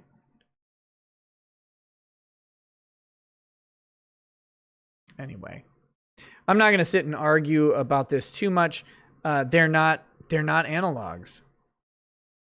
They may be anal hogs, though. Okay, let's do super chats, and then we are going to go over to twitch.tv/Rekieta Law, and we're going to watch some Blue Mountain State. Again, we are binging through Blue Mountain State for the rest of this week to finish up the series before it disappears on the 31st of August. Hitman 3 can only be bought on Epic for a year. That's bullshit. That's exclusivity. Yeah, but they bought a licensing right. That's all. Like, you could only buy a DVD from Warner Brothers, or you can only buy Mickey Mouse from Disney forever. That's exclusivity too. Now, Mickey Mouse can be distributed to a different thing, sure. But Mickey Mouse isn't an ecosystem. It's a property. They're very, very different. Anyway. Okay. I gotta stop arguing. Let's see. So E. Malachi says 3 days left to back the Kickstarter for Ayuden Chronicle, a spiritual successor to the Suikoden series. $400,000 away from hitting all stretch goals. Beautiful 2D sprites, on 3D backgrounds, 100 plus characters. Don't miss out. Look, if you are a JRPG enthusiast, make sure you check out Ayuden Chronicle on Kickstarter. I don't know if you guys like those types of games, but there's 3 days left, and if they do hit they're a couple stretch goals away. Kermit the Frog says, "Hey there, CNN contributor. You sure don't seem to like Nick Sandman, kid. Maybe you're just salty about Sandman being paid more from CNN than they ever will be." I don't know how Kermit laughs. That's weird. Crusader Saracen says that Gravity Gaming Lounge would do well to take that money and move to another town or city with police actually willing to do their jobs. So that's cool. He also says, yeah, don't bother with the political stuff unless Razorfist is on stream, then it'd be great. Yep, I agree. I'm not a political commentator. I don't really like to be. I'm a principal commentator. Mercenary X says, it's unfortunate, Nick, from what I can tell of the research I'm doing right now on a cursory glance, the key system is tied to the dorms, and it looks like V's guys have a habit of kicking people out of the dorms without cause. Lawsuit City. Okay. Crusader Saracen says, we all know that Keanu Reeves' best sci-fi film is A Scanner Darkly, but mostly because it actually has Alex Jones playing Alex Jones. Malik Foxen says, oh, by the way, Alex Jones got one of my friends laid very recently. So good job, buddy. Way to go. Glad Alex was able to help you out. Malik Foxen says, looks like Abbott's calling for the firing of a teacher who had her students fill out an assignment that likened the police to the KKK. I may dislike him for bending the knee for mask mandates, but I feel like I agree with this call. Me too. Me too. Disciple of Unwashed says, find solace in the sage knowledge of the unwashed one. Is your life complicated? Do you seem lost in the vastness of the universe? Are you tired of not effing bitches at the grocery store, unwiped ass dragging on the floor? Drop it and dip for salvation. Okay. Silky Johnson says, hey, Nick, have you ever watched Penn and Teller's bullshit? A little bit. I read that in the show they called people assholes and other vulgar names because they could be sued if they called them liars or cheaters or shysters. Is that true? I mean, maybe that's, I mean, calling them an asshole is just an opinion, man. Dread Clown said, why didn't you move to the cool Minnesota, Wisconsin? Locals are having none of the riots and forming a militia. Yeah, but I don't think they would have if Minnesota hadn't happened first. Malik Foxen says, mildly opposed to your thought on monopolies. For practicality, they're fine, yeah, but I'm definitely much more in favor of having an alternative in today's environment, because if that monopoly starts acting out, I don't have another option aside from don't buy. No, see, that's the thing. In an actual free market, you would have an option for monopoly because you could build your own. Now, in our practical area, we don't have that, right? We've shown that you can't just build your own because the monopolies in power will keep you away from your ability to just collect money. So, very, very frustrating. He says, that being said, I'm going to guess you probably prefer a non-monopoly over monopoly, but just aren't flipping your shit if one exists. Right? Yeah. Well, I mean, basically, I prefer competition, but I mainly prefer that competition can exist.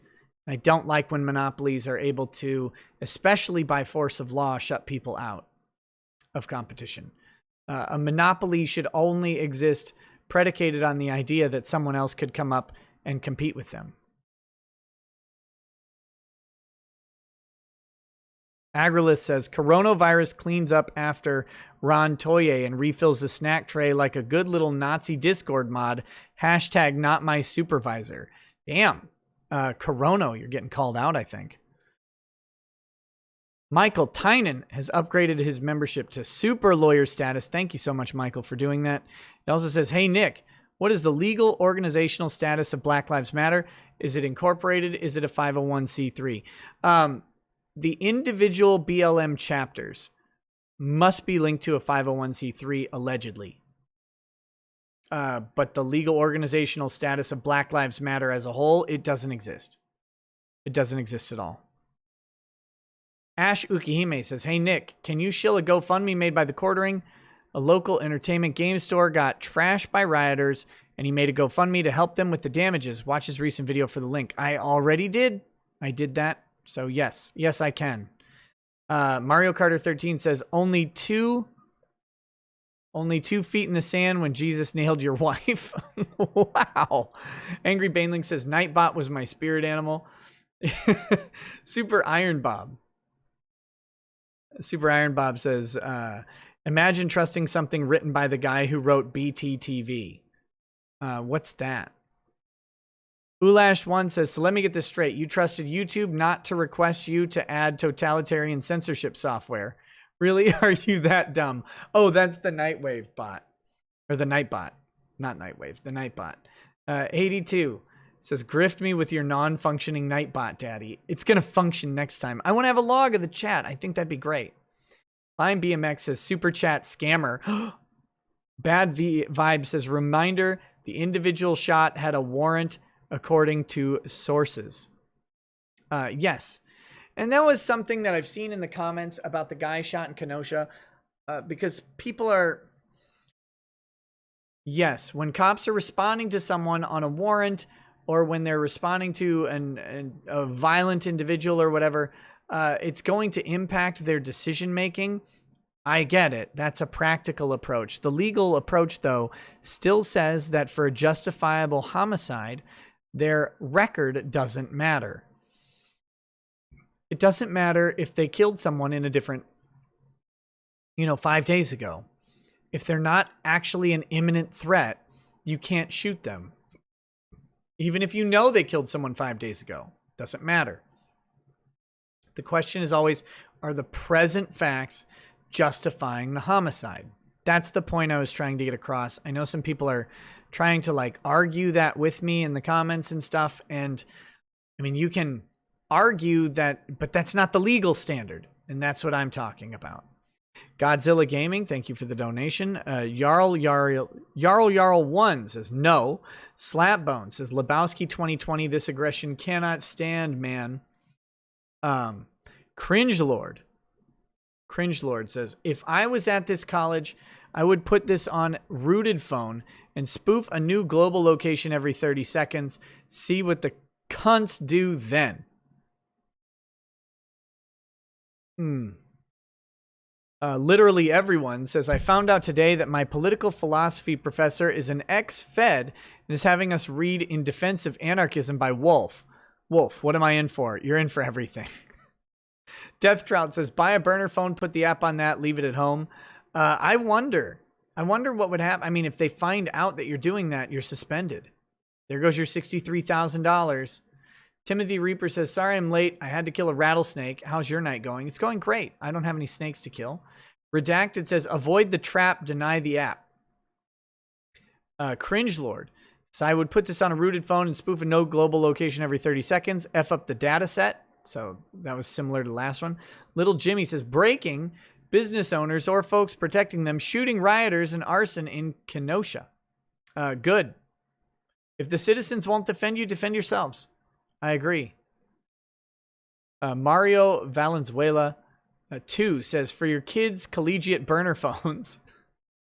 Kalinka Pavlova says, Goebbels would be proud of Albion College. Lol.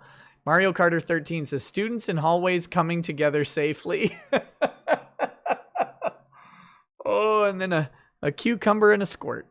Narswell says, tell the students to do it as Emperor Palpatine. Do it. Do it. Do it in the hallways. Do it. Sergeant McSalty says, I seem to recall a CDC study a few years back that linked gun ownership to mental instability. They've always been politically motivated, and I don't trust the bastards as far as I can throw them. I don't either. Never have. Architect of Fate says, if a college suspends or expels someone, if they do not violate any of their protocols, can they be sued for breach of contract? I mean, yeah. Will you win? It's a good question. The question of will you win for that is a good one. That's why I think we need to take colleges to task. I think judges have been reluctant to do so, but More and more suits are going to come, and someone's eventually going to slam one home right between that college's pretty little cheeks. Renegade Shuriken says, shots fired in Kenosha, multiple injured. No one important says, here's my tuition, pay for Grifter University. Kakalotuzaru says, damn it, Nick, stop using Zawarudo to do time skips. Lol. No. Bad Vibe says, wait, is that hostel or brothel? It's hostel. CJ says, of course he wasn't involved. He was in the corner. Insufficient Clearance says, kind of funny that Liberty University sues the mainstream media and shortly after the Cuck accusations come out. Maybe it's all fake. I don't know, but it is funny either way. Corothus says, so irony is apparently a thing. Rioters in Kenosha started yelling, call the police an hour ago, and none of them get why it's ironic. Of course not. Of course they don't get why it's ironic. They don't. It's not about the police. It's always about taking things. Jason Diaz says, these anti-freedom people disgust me. I want everyone to be allowed to buy full automatic rifles to protect ourselves from governments.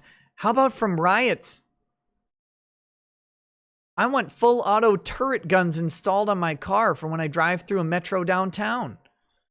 Dove in Death says, some dude with a rifle started opening up on some protesters. Check Jim's friend's Twitter. Climb BMX says, so I heard you have a super chat monopoly. Horatius763 says, what I just saw was justified under natural law. Bad Dragonite says, fight or flight are better than bending the knee. Carbonite says, hey Nick, have you read Stuttering John Melendez's lawsuit against SiriusXM? Love to hear your take. I haven't read the suit. I just read a news article about it. I'll look it up because it was really interesting to me. Mainly because I heard that John Melendez left the Howard Stern show prior to Sirius syndicating it. So I don't know like how they were using his image. Were they playing back catalog? Like, I don't know what's going on. And I wonder if it would be based on his agreement with the Howard Stern show. If his appearances, were owned by the show, then Sirius may have had full license to do so. But that's a really interesting case as well. Rhinosaurus Rex says, Nightbot better square up or he a whole hoe. And Horatius763 says, do you have a backup? And where do you plan on streaming in the future? Just asking from a loving Jew who respects you and doesn't want you shut down. I don't really have a back. I mean, I have my Twitch account. In the short meanwhile, if the YouTube account ever went down, I would do the streams over on Twitch. I'd probably have to moderate some of the tone of the content a little bit. But I would switch over there until something else was set up. So if you want to have that backup, Twitch is there. About to hit, well, I'm at like 9,250 followers on Twitch. Would be happy to take that up to 10,000 and beyond. But that is a potential backup site. But it's not. I'm not intending to move over there. I have not had any bad interactions with YouTube ever. I've never gotten a warning about content or anything. I have a partner manager. It would be a very big surprise to me to have something come down from YouTube. I would have to probably do something pretty amazing. But I do have all live streams. I have them all backed up locally at my house. And well, on this machine until I get home, then they'll be backed up again. But so. Oh, I think I'm a target. I just so far I'm relatively safe. So stream more Spice Marine. I don't know if I'm going to be able to until I get home, but I will do some from home as well. Because I'm going to finish up Space Marine, but anyway, we got to finish up Blue Mountain State before it goes. Okay, guys, I think that is it. That is it for the evening as far as chats go. So come join me over on Twitch in just a few minutes, and we'll have a good time watching, I think, 4 episodes of Blue Mountain State, which I got to hurry. So, all right, guys. Have a good night. Peace. Peace. Oh, he drinks a fair bit, but you realize that It just helps get his noggin jogging along, with his glass by his side and his kids asleep tight. We'll hear some law-splaining tonight. With his Cool thing says off-topic sort of super chat for a show topic or idea. Can that be sent via Discord to you, or would that be yeah, that would be fine. Discord is fine. Direct message on Discord though. Voracious 763 says no one is safe and you don't have to do anything. I know in theory that is true. But if it's gonna happen, right now my backup is Twitch. Oh, his lady is fair. I'm working on a bit too. Herself with the grace of one who has borne many children. As the wife of a lawman, she makes sure that he has the time and the place to provide for them there. So pour out an art bag, a bow, more a love rug. The spirits flow as the ones who get unemployed. So pour out a glass for the tea post on Twitter. Ulthane, here I'm gonna redo these super chats. Ulthane says off-topic sort of super chat for a show topic or idea. Can that be sent via Discord to you? What would be the appropriate step? Yes, DM on Discord is fine. Horatius 763 says no one is safe and you don't have to do anything. And Satchel 78 sent a doggo. Thank you. Thank you. Now I'm turning it up.